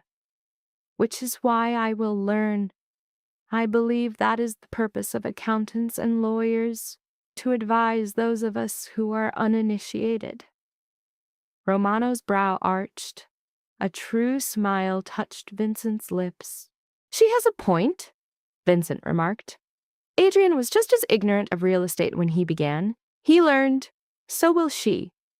With all due respect, sir, Adriana was blood. She is also blood now, Marcus cut in, his tone cold enough to chill the air. She is a Varelli. The matter is closed. Romano fell silent, though his displeasure was plain. The dinner continued with talk of business Elena could not yet follow. Property names, permit battles, construction schedules, and revenue streams. She simply listened, attempting to assemble the fragments of Adrian's other life. When the meal concluded, Marcus stopped her with a hand on her arm. My office in 10 minutes. He was gone before she could answer. Elena navigated her way to his study, the very room where he had first kissed her, where the city burned outside as they shattered the distance between them. It felt different now under the soft lamps, less like a battleground and more like a simple office. Marcus was waiting, documents covering his desk, a tumbler of whiskey near his hand.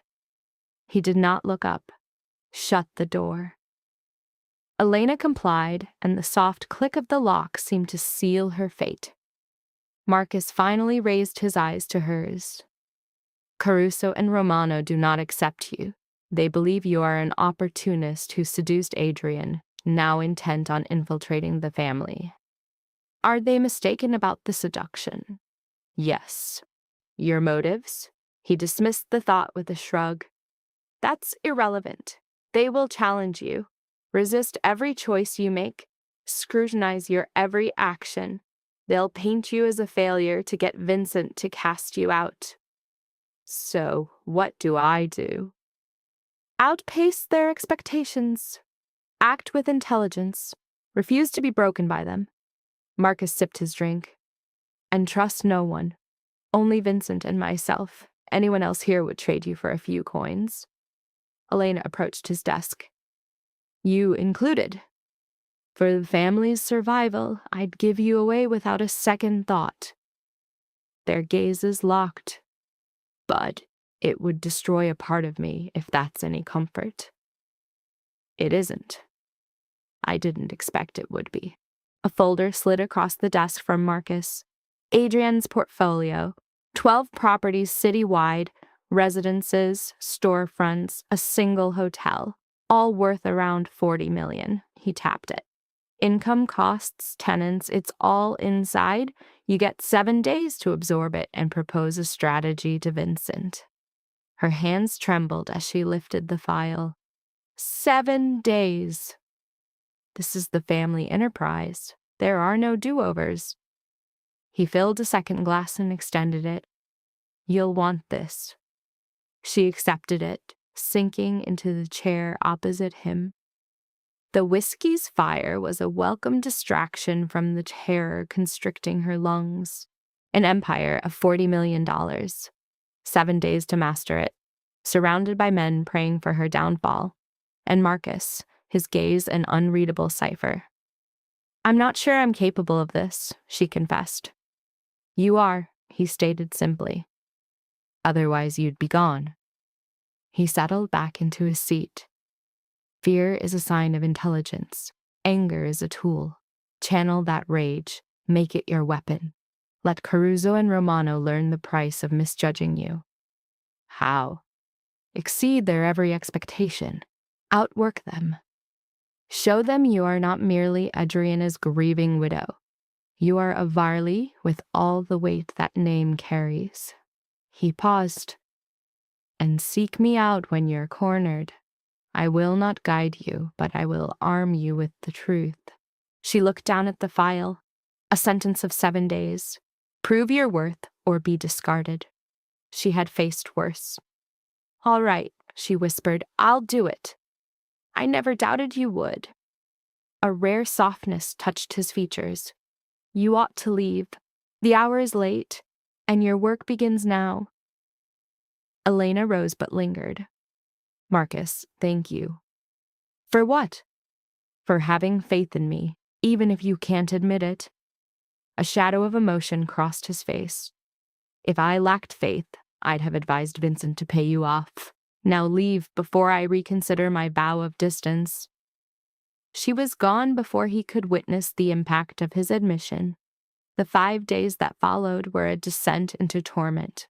Elena forgot what sleep felt like, losing herself in rental contracts and fiscal summaries until the words swam before her.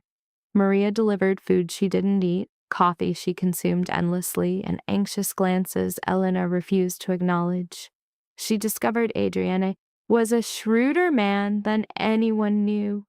His holdings were positioned perfectly in areas ripe for transformation. The hotel was a fountain of clean cash. His commercial units housed operations that offered a perfect veil for washing money, all while staying within the law. Yet flaws existed. A tenant in one apartment block was rallying others over rent hikes. A commercial site had foundational problems demanding a fortune to fix. Mismanagement was causing the hotel to bleed capital. Elena scribbled notes, sketched layouts, and built financial models her father would have admired. Gradually, a strategy began to form. Marcus materialized in her room on the 6th day without warning. She glanced up from the laptop, her sight a blur from endless hours spent with figures.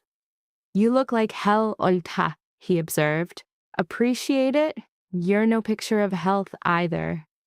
It was the truth. Shadows ringed his eyes, and he carried himself as if in constant pain. He dropped into a chair facing her command center. Let's see it. Elena rotated the screen and guided him through her findings. Marcus absorbed her words in silence, his face a mask. A heavy quiet filled the room after she concluded. So, Elena finally asked. The apartment block, he began. You intend to negotiate with the organizer, not throw them out. Correct. Their grievances about upkeep are valid. By addressing them and agreeing to fair rent adjustments, not Adrian's steep increases, I diffuse their movement and keep tenants.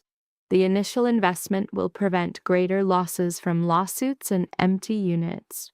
She held his stare. It also presents a more respectable face from the family. Marcus paused again. A smile then broke across his features, changing everything. Vincent will adore you.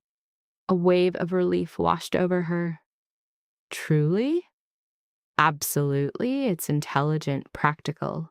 It proves you see the whole board, not just the pieces. He got to his feet. Present it just like that tomorrow. When Caruso challenges the budget, don't flinch. Hold your position. Will you be in the room? I will. But I will not speak for you. This defense is yours alone. Marcus walked to the door but hesitated. Elena, you've impressed me. I honestly doubted you could do this. You told me to prove my worth. I am. You're doing far more. He met her gaze. You are demonstrating that this is your world now. Not as Adrian's widow, not as a frightened woman pretending. You're revealing that you are a threat, a formidable one. That word, threat, should have stung. Instead, it landed like the ultimate praise he could offer. The next morning's meeting was a trial by fire. Caruso dissected every figure. Romano chipped away at her logic. Vincent observed in quiet, as if enjoying a private play. Marcus remained by the wall, impassive, providing no support. Elena stood firm, justifying her choices and articulating her rationale. When Caruso accused her of being weak with the tenants, she fixed him with a cold stare. Adrienne designed this portfolio for profit and longevity. Bleeding tenants dry achieves neither. My strategy will. A profound quiet descended upon the room. Then Vincent's laugh echoed, a harsh noise that startled even himself. The woman has courage, I'll grant her that. The financials are robust, Marcus added, his first words. The methodology is correct. I suggest we authorize her plan and grant her total control of the assets. Caruso began to protest, but a flick of Vincent's hand silenced him. Done. Elena, you will provide me with weekly updates. Significant choices must still be cleared with me or Marcus, but the daily operations are yours.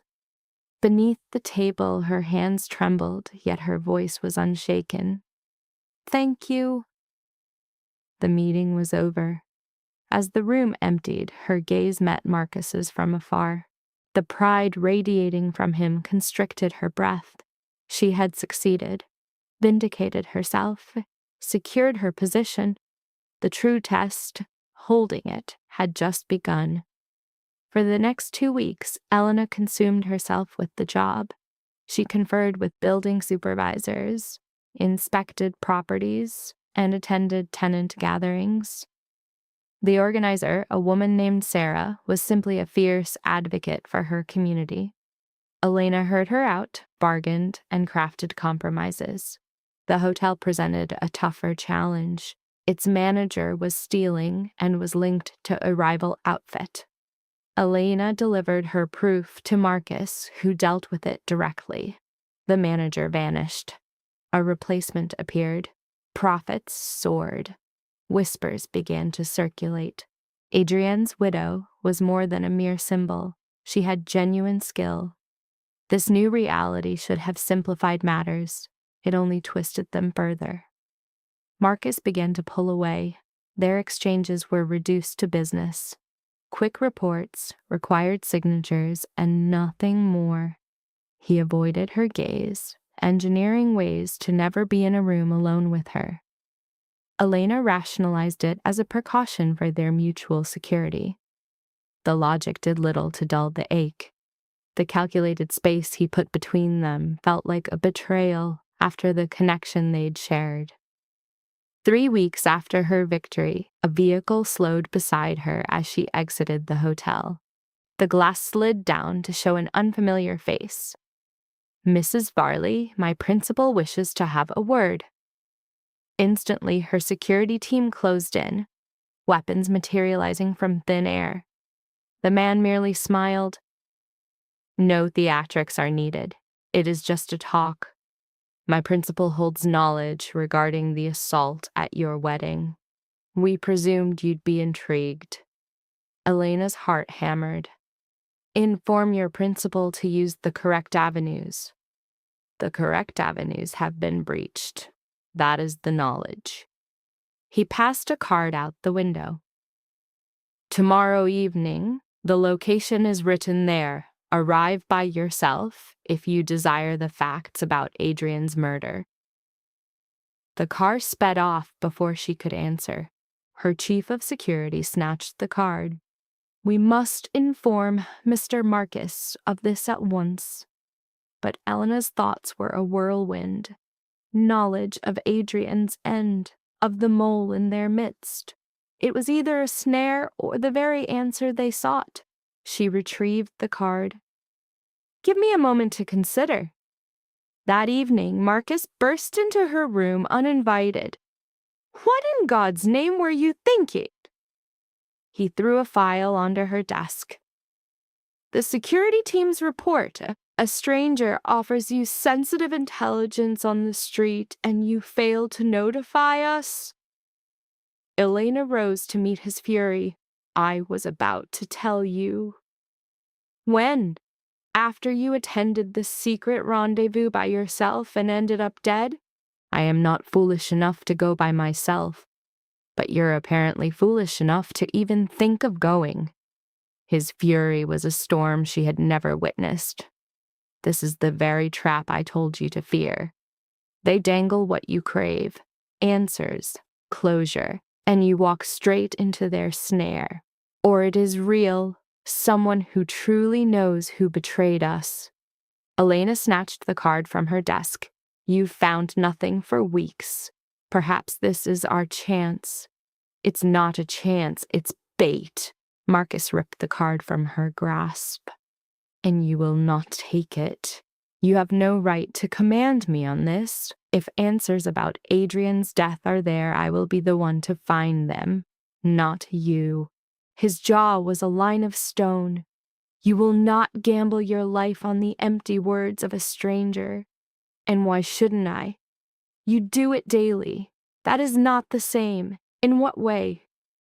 Elena moved toward him, rage eclipsing her fear. Because you're the trained soldier, the hardened enforcer, while I am just the widow in a boardroom. Because my life is disposable. The words tore from his soul, ragged and bleeding. My death means nothing. The organization continues. Vincent replaces me. The world turns.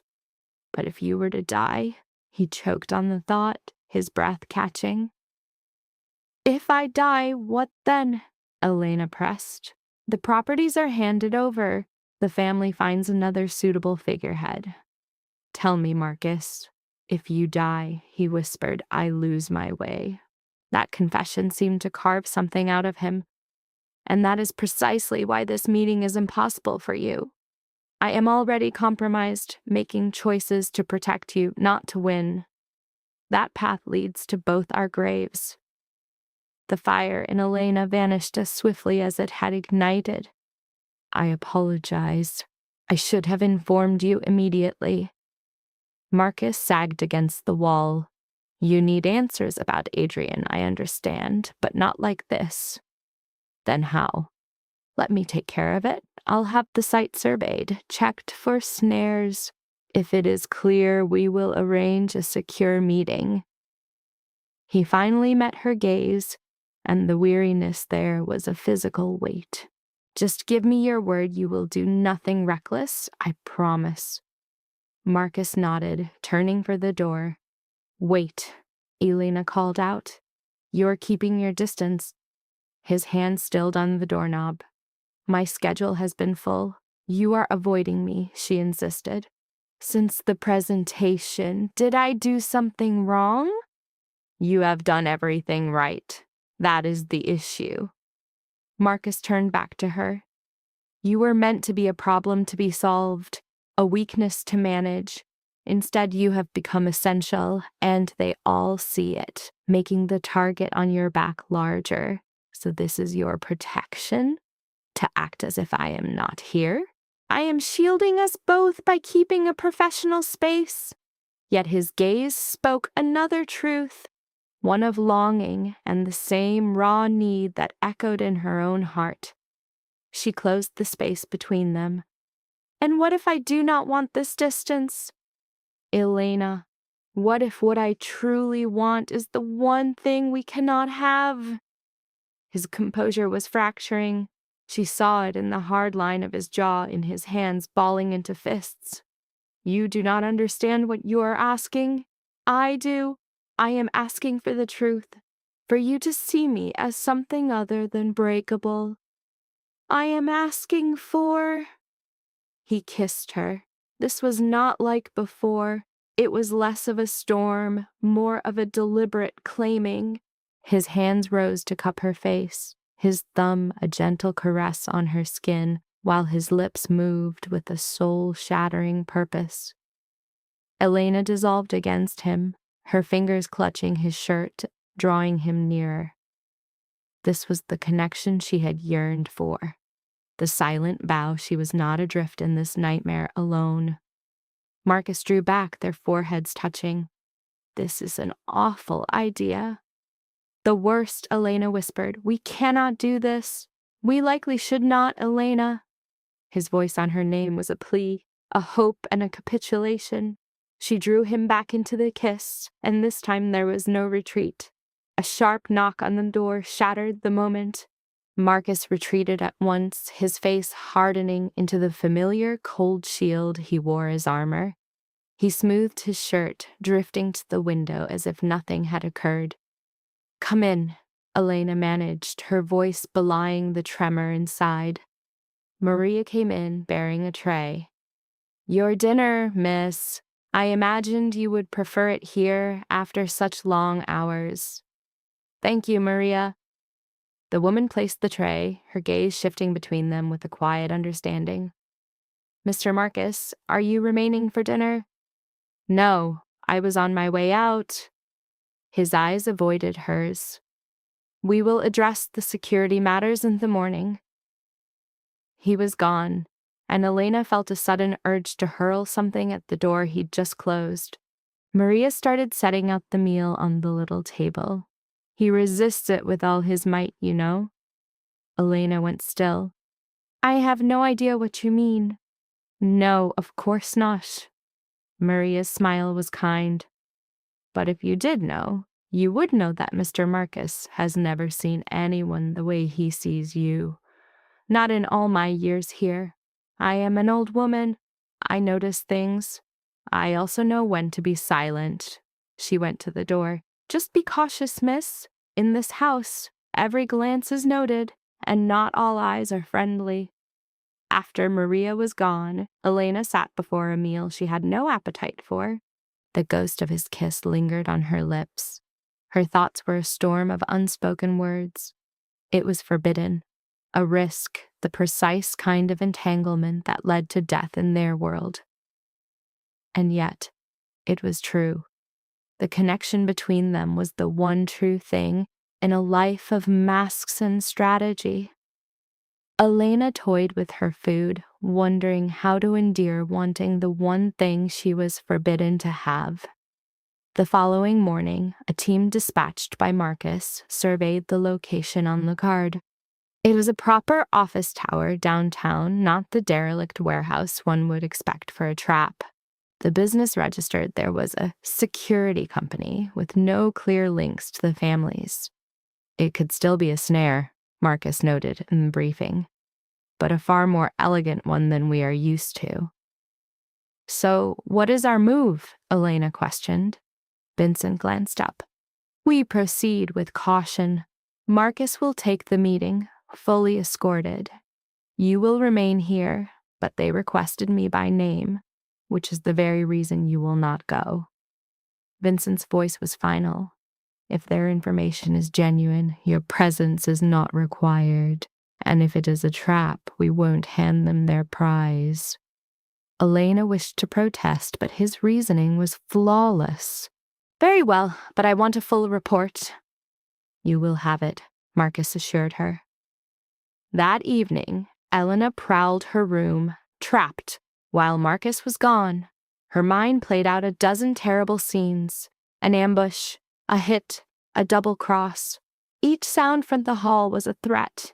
He did not return until long after midnight. He found her waiting, fully dressed, sleep an impossibility. Well? She asked. Marcus poured a drink first. It was real. In a way. Explain that.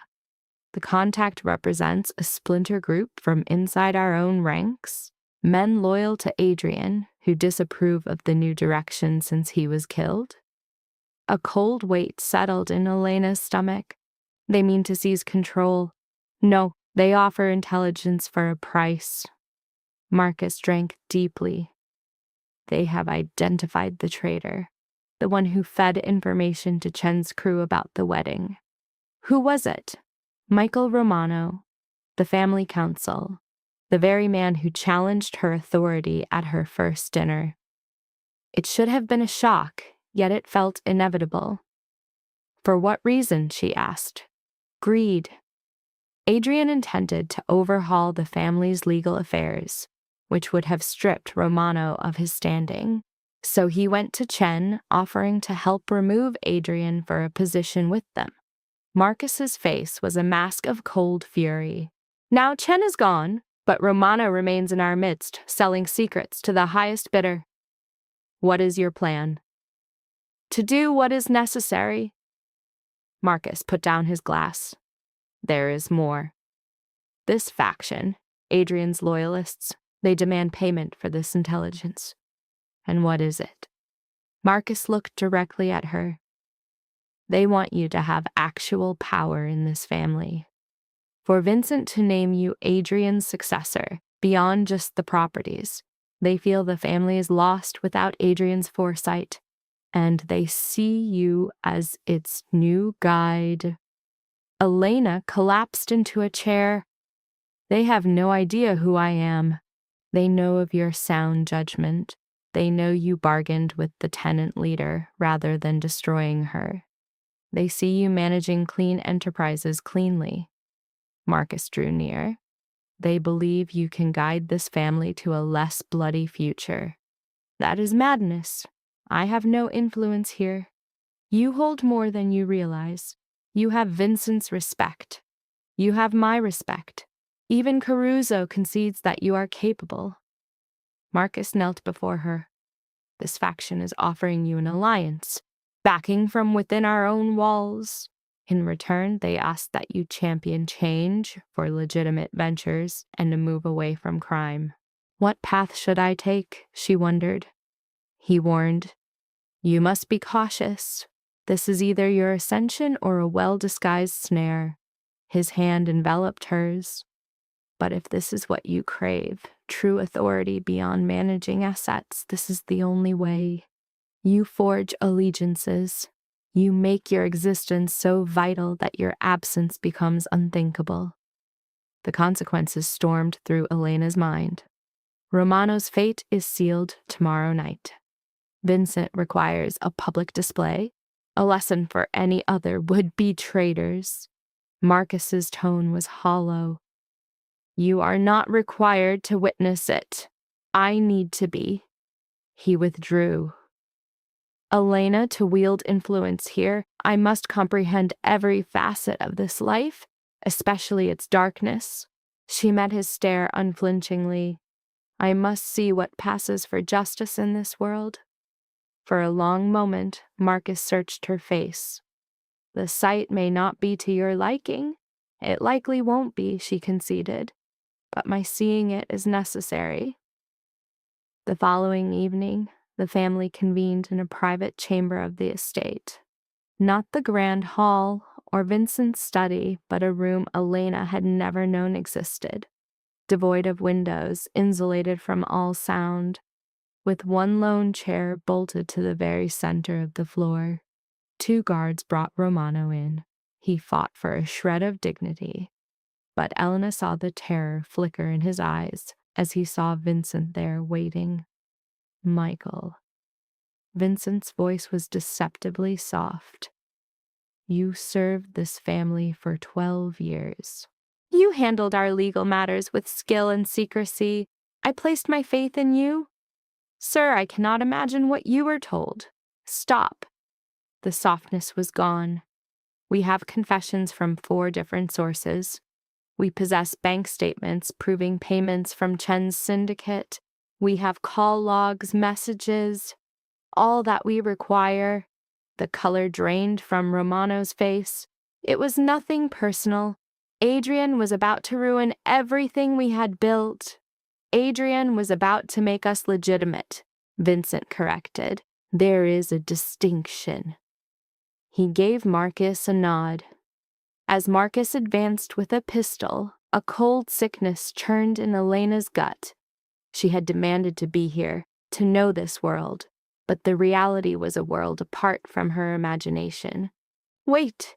Elena's voice sliced through the silence. Every head turned toward her. Marcus's eyes flashed a warning. His judgment for Adrian's murder should be public, Elena pressed on. her voice steadier than she felt.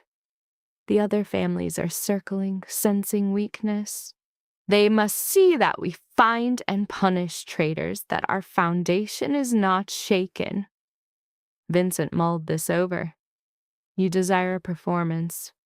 I desire a message sent with enough force that every rival hears it. Romano began to fight his bonds. You cannot do this. This is an execution. This is justice. Vincent's smile was glacial. And the girl has a point. We must ensure everyone understands the price of betrayal. Marcus, set up a gathering 3 days from now. Send invitations to the other families, all the key figures. Let them all bear witness.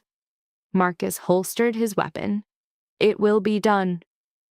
Romano was hauled away, his protests echoing. The room cleared, leaving only Elena, Marcus, and Vincent. That was a masterstroke, Vincent said to her, practical, strategic. Adrian was too gentle for such things, but you grasp what is necessary.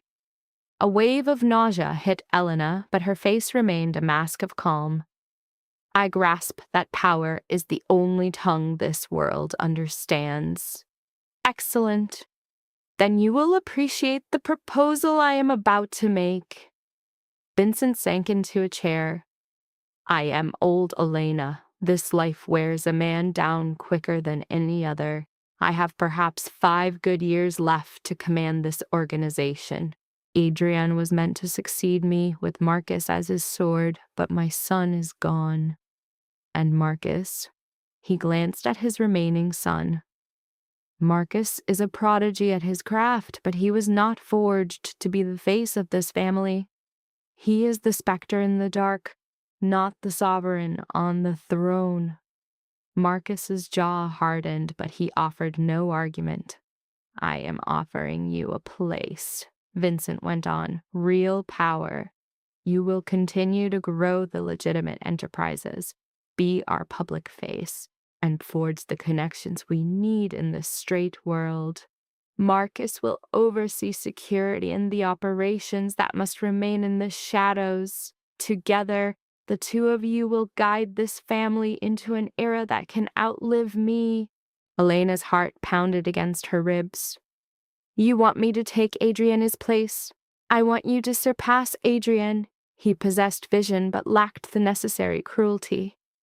You, it seems, have both. Vincent rose. Consider my offer, but do not take too long. The wolves are gathering, and we must show them we have a future. He departed, leaving Elena alone with Marcus. You orchestrated this, she said, her voice a low whisper.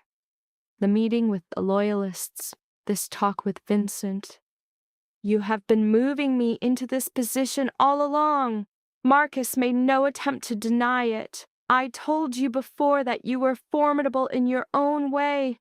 I was sincere. You possess the very skills we lack. The mind for strategy, the guise of empathy over a ruthless core, the talent for building bridges Adrian could not, because all knew his heart was too soft. And your gain in all of this? I am free to do what I do best without pretending to be a man I'm not. He stepped closer. I get to keep you here, alive and under my watch, instead of seeing you leave with Vincent's money and wondering which enemy will come for you to wound us. That is not the only reason. No. Marcus's hand rose to cradle her jaw. I get to work with you, to build something at your side. Perhaps discover a way for this thing between us to exist, instead of constantly warring against it. Elena found herself leaning into his touch. This is madness. Your brother has been gone a month. I can barely manage a property portfolio, let alone help command a criminal syndicate. And us? She motioned between them. This is so tangled, it has no right to exist. I know what people will whisper, that I schemed my way to the top, that I am using you, that... Let them whisper. Marcus's thumb brushed her lower lip. Only Vincent's opinion carries weight, and he has already given his blessing. All others will either fall in line or they will vanish. That is the way of things. And what are we, Elena pressed, if I accept this, if I assume this role, what becomes of us? Marcus was silent for a long moment. We are careful, we are discreet, we provide no one with a weapon to aim at us, but we stop denying this pull between us. That is hardly an answer. It is the only one I have for now, he murmured, his forehead resting against hers. I cannot offer you romance or normalcy, none of the things you should have. But I swear I will stand with you, shield you, and help you forge whatever future you wish for this family. And if your wish is to tear it all down, to transition everything to legitimacy and leave this criminal world behind, then I will help you do that as well, even if it undoes everything my father built. His gaze was unwavering. You asked me what happens after the crisis ends. This is my answer. Whatever you choose to build, whichever path you choose for this family, I am with you. Elena pulled him down into a kiss, channeling everything she could not voice into that one touch. All the fear, the desire, the resolve, and the strange, savage bond that had grown between them at the most impossible of circumstances. When they finally parted, Marcus rested his cheek on her hair. Does that mean yes? It means maybe. Elena drew back, meeting his eyes. I need to know that what happened to Romano is what I truly want. I must see if I can bear the weight of this world before I agree to rule it. Fair enough. Marcus kissed her forehead. In 3 days, you will have your answer. The event took place in a warehouse owned by the Varelli family near the port. Neutral ground where the other families would feel secure enough to gather, yet remote enough to be controlled. Elena chose her attire with precision. A black suit, stark and severe, with her hair pulled back tightly. She appeared as though she were going to a funeral, and in a sense she was. The warehouse was staged like an amphitheater. Rows of chairs faced a raised dais where Romano knelt, his hands bound. Delegates from every powerful family in the city occupied those seats, their expressions a mixture of curiosity and cold assessment. Elena took her place at the front row, flanked by Vincent and Marcus. Her hands were clasped in her lap, a futile effort to still their shaking. Vincent rose and spoke to the assembly. You are all aware of why you were summoned. Michael Romano betrayed our family. He sold secrets that led to the death of my son. In our world, there is but one penalty for such a transgression. Romano made a noise, but a guard swiftly silenced him. But before we continue, Vincent announced, I wish to present someone. Elena Varelli, Adrian's widow. She has assumed control of his business concerns and has proven herself an indispensable asset to our organization. From this day on, she will represent this family in all legitimate matters. A low murmur rippled through the other families.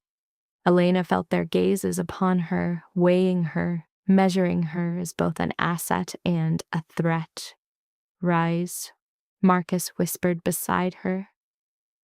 Elena got to her feet, facing the collection of criminals and corrupt officials who comprised the city's true power. She met their stares, refusing to flinch. This gathering was Mrs. Varelli's wish, Vincent declared. She wanted everyone present to witness the fate of traitors in our family. She wanted to deliver a message that we are now more formidable than we were before the attack, that we have not only recovered but evolved. He gestured to Marcus. Marcus rose, ascended the platform, and drew his weapon. Romano's begging began, the words choked by a guard's hand over his mouth. Elena watched, her gaze fixed, never looking away. This was the truth of the power she was being offered. This was the blood that would stain her hands, one way or another, if she accepted Vincent's terms. The gunshot echoed, deafening in the cavernous space. Romano collapsed, dead before his body struck the floor. No one in the crowd showed any reaction beyond a flicker of detached interest. To them, it was merely a transaction. Marcus returned to his seat as though he'd just completed a routine task. His face was a blank slate, the frigid mask locked in place. Vincent addressed the room once more. Any other soul contemplating betrayal should burn this moment into their mind. The Varley family shields its own and annihilates its foes. Nothing has changed except now we are stronger, more united. The gathering broke apart swiftly after that. Envoys from other families approached Vincent to show deference and reconfirm their pacts. A few neared Elena, offering condolences for Adrian that felt manufactured but were politically essential. She offered a smile, accepted their sentiments, and felt only a strange, empty certainty. This was her domain now. Blood, commerce, and calculated savagery all cloaked in fine suits and courteous phrasing. Back at the manor, Marcus discovered her in her room, gazing out the window at the darkened estate. "Are you all right?" he inquired. "I'm not sure." Elena pivoted to meet his eyes. "Tonight I saw you end a man's life, saw it happen because I proposed it, and I feel nothing but relief that the traitor is gone. That proves you're pragmatic, not a monster. Does it?" She gave a bitter laugh. "A month ago, I would have been aghast. I would have fled from all of this screaming. Now I'm plotting how to leverage it to cement our power. What does that say about me?" Marcus traversed the room, pulling her into his embrace. "It says you're a survivor, someone who bends instead of shattering, someone with the strength to live in this world without entirely losing their soul." "How can you be sure I haven't lost it already?" "Because you're still posing the question." He gently tilted her chin up. "The moment you cease to wonder if you've crossed a line is the moment you have. But you are not there yet." Elena yearned to trust him, to believe she could navigate this life without becoming the sort of person who ordered deaths without a second thought. But her choice was already made, even if it remained unspoken. "I am taking Vincent's offer," she stated. "I am going to help steer this family." Marcus's embrace grew tighter around her. "Are you certain?" "No, but I am doing it regardless." She eased back to look him in the eye. "With one provision." "What's that?" "We do this as one, not with you in the darkness and me in the light, completely cut off. We will be partners in this, true partners. You won't make a major move without my input, and I won't make one without yours, Elena. I'm serious. If I'm to embrace this life, I must know you are truly with me, not merely shielding me or leveraging me, but genuinely standing at my side." Marcus regarded her face for a long moment before he finally nodded. "Partners. I can do that. Even when I wish to steer the family in ways you contest, even then. I will contend with you, but I will ultimately defer to you." His smile was faint. "You're superior at the grand strategy anyway." "And the other matter between us?" Marcus drew her nearer, his hands finding her waist. "The other matter is tangled and likely to land us both in trouble, but I am through with pretending I do not want it. Want you. We'll need to be cautious. I know tongues will wag." "Let them." Marcus's kiss was unhurried and absolute. I have dedicated my life to doing what was required, to being what the family demanded. For once, I am choosing something I genuinely desire." Elena returned his kiss, feeling a knot of tension that had been lodged in her chest for weeks finally start to unravel. This was still perilous, still intricate, still likely a dreadful mistake, but it was authentic. And at that moment, that was what counted most. They separated as a knock sounded at the door. "Miss Elena," Maria's voice came through, "Mr. Vincent wishes to speak with you in his study." Marcus stepped away, his features returning to a neutral state. "I will accompany you." Vincent's study was heavy with the scent of cigars when they entered. The old man appeared weary but content. "Sit," he commanded. Elena did. Marcus remained standing behind her chair, a silent bastion of support. The other families reacted favorably to tonight's proceedings. Vincent started. "You left a mark. Several inquired about your future role. I informed them you are being mentored to manage the legitimate enterprises, with potential for more." Elena prompted, "And they're inquisitive, but not antagonistic. In this world, that is the best one can hope for." Vincent poured 3 tumblers of whiskey and distributed them.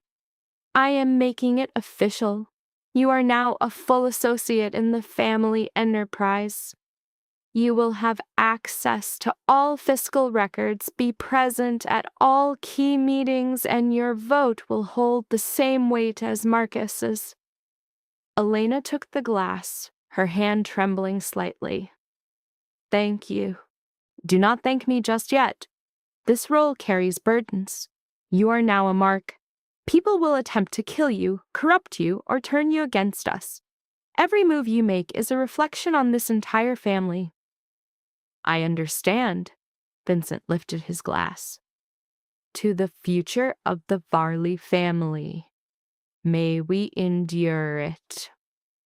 They drank, and Elena felt the whiskey's burn trace a path down her throat. Over the subsequent 3 months, Elena grasped the true magnitude of her commitment. The legitimate enterprises were merely the surface. Beneath them were operations that spanned from the ethically ambiguous to the purely criminal, money laundering, protection schemes, smuggling. Elena could not reform it all at once, but she began initiating tactical changes, redirecting funds to lawful ventures that could one day supplant the illicit income, and forging ties with politicians and business leaders who could aid the family's transition. It was painstaking and frustrating work, yet she was truly doing it. Adrian's loyal followers, the same group that had exposed Romano, formed her base of support. They assisted her in navigating the internal power plays, alerted her to possible dangers, and supported her proposals even when they sparked debate. Marcus honored his word to be a genuine partner.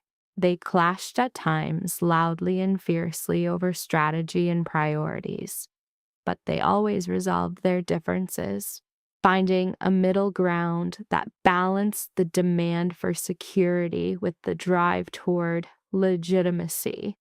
And in private, behind shut doors, far from the prying eyes of the organization, they were building something that felt almost like a true relationship. They found stolen hours in Marcus's office after everyone had retired for the night. They shared quiet mornings in Elena's suite before the day's turmoil began. They exchanged careful touches in corridors when they thought no one was watching. It was not normal. It would never be normal, but it belonged to them. 6 months after Adrian's passing, Vincent convened another family council. "I am stepping down," he declared without ceremony. "My health has declined. I am handing daily control to Elena and Marcus. They will lead this organization as one. Elena will manage the legitimate ventures and external affairs. Marcus will oversee security and internal matters. The declaration was met with a spectrum of responses. Some nodded in assent. Others appeared dubious, yet no one voiced an objection. Vincent's decree was still absolute. "Any questions?" Vincent asked. Caruso lifted a hand. "What if they have a major disagreement? Who makes the final call?" Vincent glanced between Elena and Marcus. "You two will figure that out. I will not be managing from my retirement." After the assembly, Elena located Marcus at the armory, methodically cleaning firearms. "We are actually doing this," she murmured. "It would seem so." He did not look up from the weapon he held. "Are you all right with this?" Marcus put the gun down and finally looked at her. "Are you?" "I asked you first." He gave a slight smile. "I'm petrified. You've been here for 6 months and you're already directing half the family's business. I have been here my whole life, and I have never carried this much weight. We will manage it together, won't we?" Marcus rose and moved toward her. "Because eventually we will clash on something vital, something without room for compromise. What is the plan then?" Elena had pondered this, losing sleep over the question. "Then we will debate until we find a path we can both accept. That is what partners do. And if we cannot, then we flip a coin." She was only partially jesting. "Or we can alternate who has the final say. Or enlist an arbiter. There are ways forward that don't involve tearing down what we have built." Marcus gathered her close. "You're truly devoted to this, to us." "I am devoted to creating something better than what came before. Whether that's us or just a business alliance, we will find out as we go." Elena gazed up at him. "And you? Are you devoted?" "To you? Yes." "To this lunatic scheme to reform a crime syndicate from within?" "Apparently, yes, to that as well." He kissed her forehead. "I must be completely mad." "Probably." Helena smiled against his chest. "But we are mad together."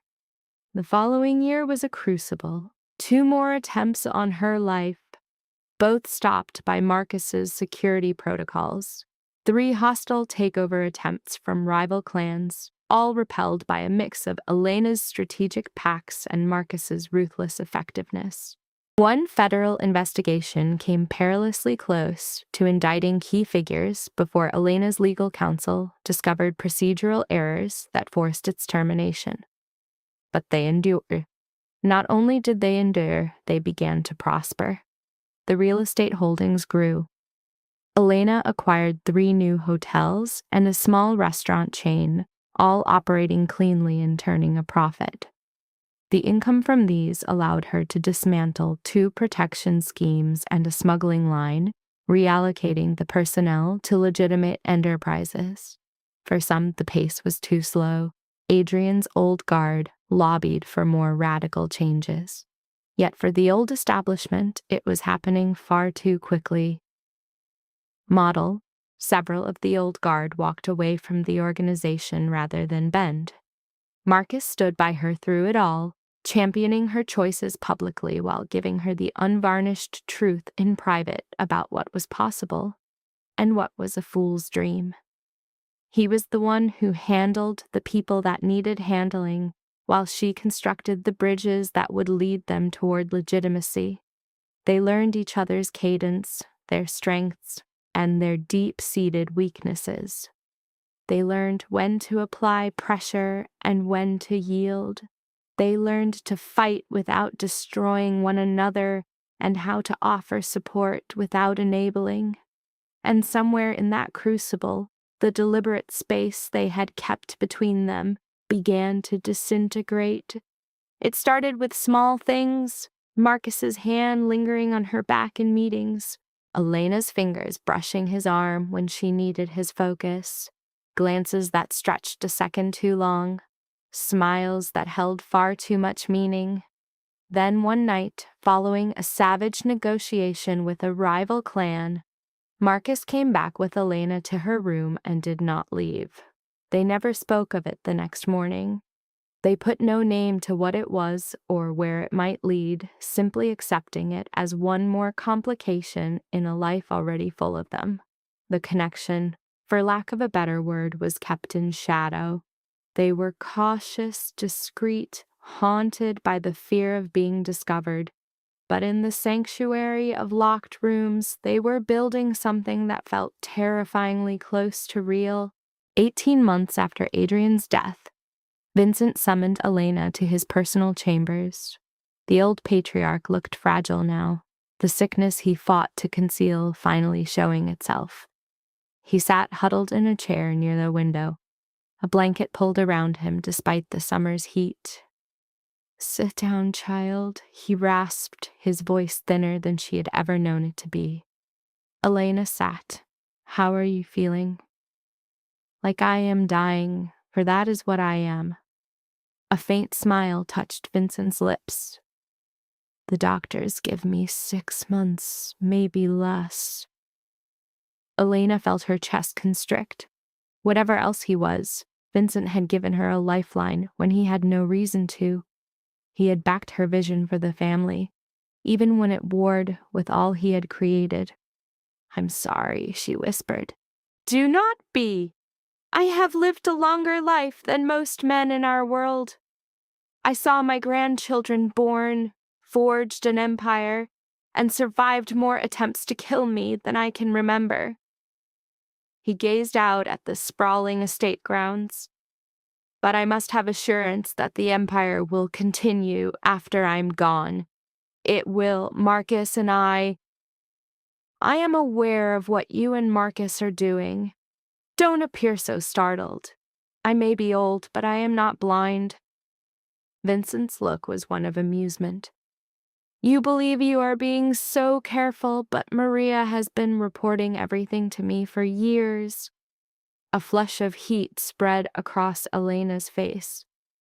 "Sir, I can explain." "Don't. I'm not concerned with who you sleep with, so long as you are managing my family effectively, which you are." He turned to face her directly. "But I require you to make it official. Not the relationship, that is your affair, but the leadership. I want you and Marcus to formally assume control of everything as joint heads of the family. Equal partners, my successors in everything but name." "Vincent, Adrian was my favorite," he said, the words blunt. "Marcus is aware of it, has been his entire life. But Marcus is more suited for this than Adrian ever was, and you are better than both of them together. You possess Adrian's vision and Marcus's resolve. Together, you may just accomplish what I never could, making this family respectable without tearing it apart to do so." Elena's throat was constricted. "What if we fail?" "Then you fail, but you will at least fail while trying to create something new instead of just preserving what I made." Vincent reached over, taking her hand. "I am proud of you, Elena. Adrian brought you into this house to save you, but in the end, you saved all of us." 3 weeks later, Vincent Varelli died in his sleep. The funeral was a massive affair. Representatives from every powerful family in the nation were there, alongside politicians, judges, executives, people whose attendance should have been impossible. And yet, there they were. Elena and Marcus stood together at the graveside, a solid, unbroken front. She was clad in black, carrying herself with the poise of a Varelli. Marcus was a statue of composure beside her, his grief locked away so tightly she could feel the pressure of it radiating off of him. After the burial, they hosted the formal reception at the estate. Hundreds of people moved through the rooms, offering their sympathies while angling for advantage now that Vincent was gone, probing the new leadership for any sign of a crack.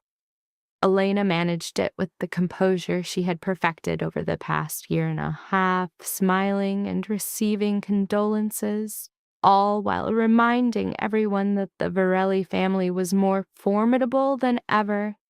But once it was finally done, when the last car had driven away and the staff had cleared the rooms and the house fell silent, she found Marcus in Vincent's study. He was in his father's chair, staring at nothing, a tumbler of whiskey untouched on the desk. "Hey," Elena said gently. Marcus glanced up. His eyes were red-rimmed but dry. "He's really gone." "Yeah." Elena circled the desk and perched on its edge. "How are you holding up?" "I don't know. He was a ruthless man. Vicious at times. He shaped me into a person I'm not sure I want to be." Marcus's voice was raw, but he was still my father, and he's gone. And I'm just expected to take his place like it's nothing. You're not taking his place. You're forging your own way. Elena reached for his hand. "We both are. Are we?" Marcus looked down at their joined hands. "Or are we just pretending at reform while we run the same dark empire he built?" It was the very question Elena had been pushing away for months. The hard truth that no matter their efforts, the Varelli family was still founded on violence and fear. "We're making changes," she countered. "Slow changes, but they're real. 3 operations have been shut down. 6 legitimate companies opened. We have alliances with people who never would have dealt with your father. And 2 men died on my orders last month." Marcus snatched his hand away. "Don't romanticize it, Elena. We are still killers, still outlaws. We just have better clothes now. So what do you suggest we do? Give up? Walk away from all we have built? I don't know what I want." He rose suddenly and went to the window. "Vincent died thinking we could actually change this family. But what if he was mistaken? What if the best we can ever manage is to make it marginally less monstrous than it was?" Elena rose and went to his side. "Then we will make it marginally less monstrous. And then we will make it less monstrous than that.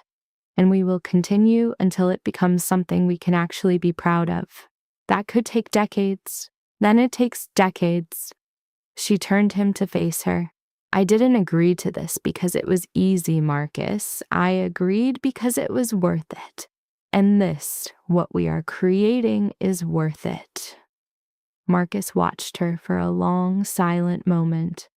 Then he gathered her into his arms, clinging to her like she was the last solid thing in a world that was constantly shifting under his feet. "I love you," he murmured, the confession seeming to startle him as much as it did her.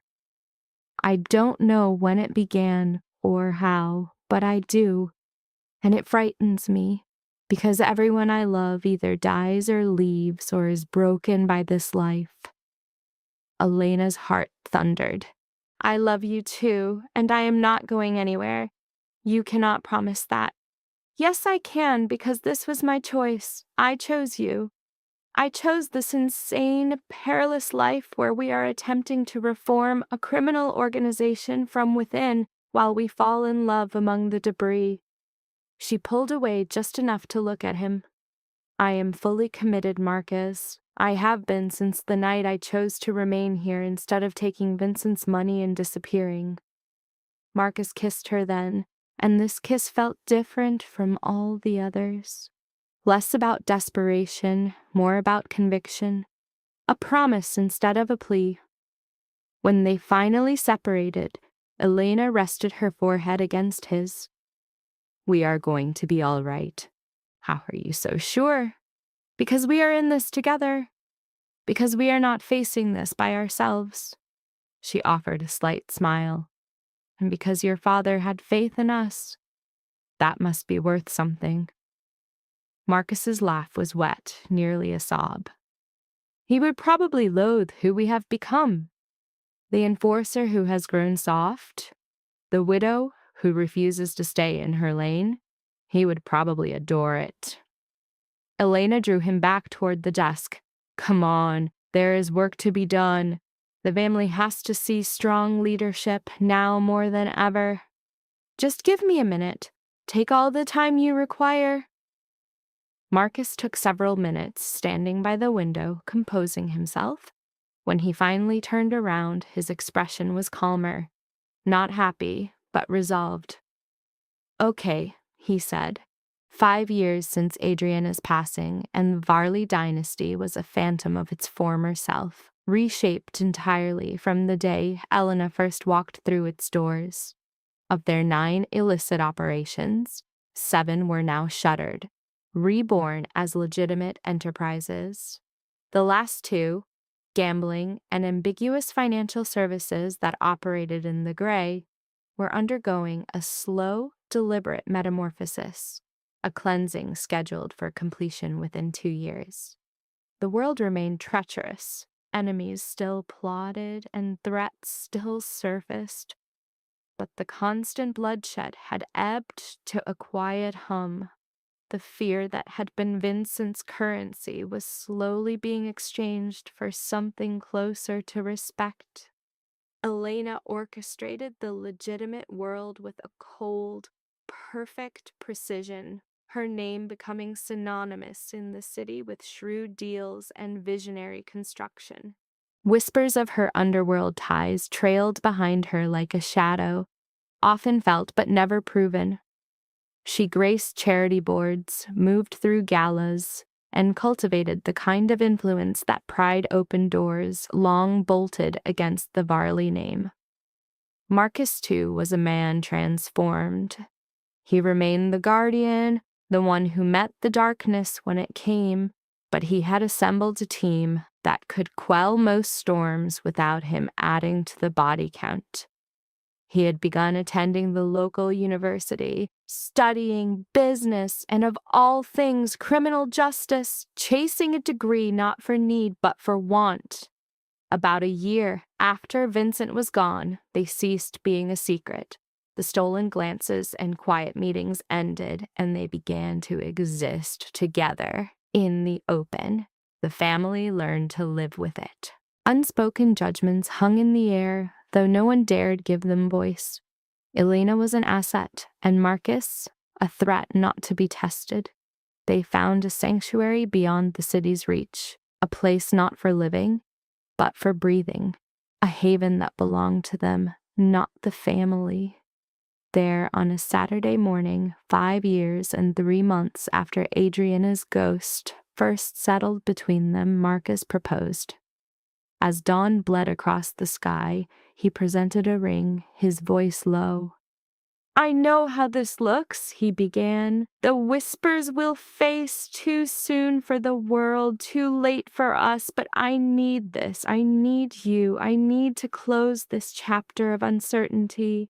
Her gaze moved from the cold metal to his searching eyes. 5 years, she said, letting the weight of the word settle. The whispers will be deafening, that I moved on too quickly, that I betrayed his memory, that I was yours even when I was his. Marcus's hand holding the ring betrayed a slight tremor. Does their talk change your answer? The ghost of Adrian appeared before her, kind, gentle, bleeding out in her arms, a debt she could never repay. She had mourned him, a constant, aching presence, but the sharp edges of guilt had worn smooth over time. Loving Marcus wasn't an erasure of Adrian. It was a refusal to remain a monument to grief. No, she whispered, it doesn't change my answer. Yes, I'll marry you. The ring, a simple, elegant band of platinum and diamonds, slid onto her finger. Perfect, he breathed, drawing her into a kiss that sealed 1,000 unspoken promises.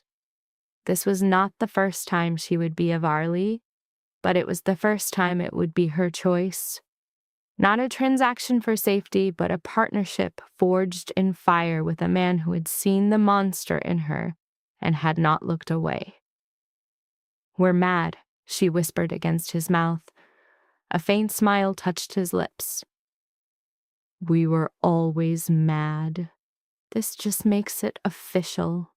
3 months on, they weighed quietly at the estate, witnessed only by those who had weathered the storm with them, far from the prying eyes and grand ballrooms of their past life. 5 years later, Maria was at her side again, history rhyming in the quiet room. But the hands that adjusted the dress were steady now. The reflection in the mirror was not a frightened girl bartered for safety, but a woman stepping into a fate she had forged herself. You seem happy, Maria observed gently. I am, Elena confirmed, her eyes fixed on her own. The dress, a deliberate shade of cream, not stark white, felt like an honest confession. Is this wrong? She wondered aloud. After everything? Maria's gaze softened, her eyes growing wet. Mr. Adrian, he would want this for you. He knew you didn't love him. He only hoped you would find someone you could. I believe, Maria added, he would be glad it was Mr. Marcus. The ceremony was a swift, pragmatic event, officiated by a judge whose loyalties had long been purchased. Elena's vows were not just words. They were anchors, thrown directly into Marcus's gaze.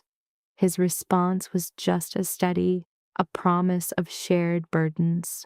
When they kissed, it felt less like an ending and more like the first page of a new, uncertain chapter. The garden reception breathed with the life absent from her first sterile wedding. Here, joy was unforced, a stark rebellion against the suffocating tension of Vincent's era. As twilight fell, Elena found a moment of solitude on the terrace, gazing down at the fragile piece they had crafted. He came to her then, his arms encircling her from behind. What are you seeing? He asked. The distance, she replied, leaning into his strength. How utterly different it all is. 5 years ago, I was in a ballroom as my husband bled out on the floor. Tonight, I am married to his brother, a queen in his empire. She paused. It's a strange dream to live. A flicker of sorrow crossed her face. I regret that Adrian is gone, that things had to be this way. She turned to face him, her eyes locking with his. But I don't regret us, not this. He touched his lips to her forehead. Nor do I. They stood in silence, watching the party below, burdened and blessed by the weight of their own survival. And now? Elena's question was a soft whisper into the night. Now, he answered, a faint smile on his lips. We continue to build, to forge this family's name into something that isn't a curse, he added. Perhaps one day we find what passes for a normal life in this world of ours. I would like that, she said, rising to kiss him, but not yet. There's still so much to undo. Always, Marcus agreed, holding her tight. But we face it together. 10 years after Adrian's death, Elena Varley addressed the city council. She presented a blueprint for renewal, affordable homes and job centers, a lifeline for those the system had discarded. Every dollar was clean, drawn from legitimate Varley enterprises, washed of any criminal stain. The council's approval was unanimous. Marcus was waiting outside, a silent pillar of support. A decade had etched new lines on their faces, making them harder in some places, yet softer in others. But the bond between them, tested by fire and blood, was immutable. The verdict, he asked simply. Approved. We break ground next month. Taking his hand, she said, the Varley name now builds homes instead of breaking them. A ghost of a thought passed between them. Vincent would despise this. Adrian would have celebrated it. Their drive back to the estate was filled with a quiet, earned peace, A different kind of silence now filled the state, with fewer sentinels and shadows at the gates. The old empire had been carefully taken apart, its rotten core replaced with a foundation that could withstand the light of day. Ghosts of the past remained, enemies who only remembered the family's sins, but the change was undeniable. That night, beside Marcus, Elena's mind wandered back to the girl she once was, arriving at this very house in a wedding dress stained with blood. A terrified creature, sure her life was over. But she hadn't just endured. She had seized control, turning a world built to crush her into a kingdom of her own, transforming ashes of grief into a life worth fighting for. "Why are you smiling?"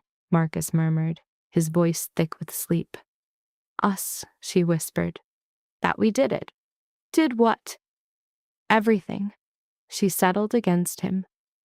"We dismantled a kingdom of crime and built an honest one in its place. We survived the assassins, the rivals, the investigators. We forged a bond from the wreckage of our lives. We won." He drew her nearer. "We're still winning," he corrected her. "Every sunrise is a victory." "Then here's to survival," she answered, kissing him. Beyond their window, the city lights promised a future. The abyss Elena had entered 5 years ago hadn't vanished. It was a permanent part of the landscape. But she had learned to walk within that darkness, to bend it to her will, to make it a weapon for her own ends rather than the instrument of her destruction. She had become the woman Marcus always knew she was, a force of nature in her own right. No longer a pawn in their games, but a queen who had seized her crown with intellect, cunning, and an unyielding will to never bow again. The first Varley Empire was founded on bloodshed. Elena was building the new one on the unshakable bedrock of her own resolve. The power born from writing your own destiny. It was not the life she had ever envisioned, but it was a life she had claimed, fought for, and earned. And that made all the difference. Life lesson: protection that destroys freedom is just another cage. Guys, this is where the story stops being a wedding and turns into a straight-up emotional war zone. Elena thought she was marrying safety. She thought Adrian, the soft-spoken golden son, was her exit from fear. But boom, before the first dance even finishes, the guy is dead in her arms, the ballroom is raining bullets, and Marcus, the scarred brother, walks in like the final boss of fate itself. 5 words, 1 sentence, 1 life destroyed and rewritten. You belong to me now. And that right there is the lesson. People love calling control care when it sounds pretty enough. Adrian tried to protect Elena with marriage.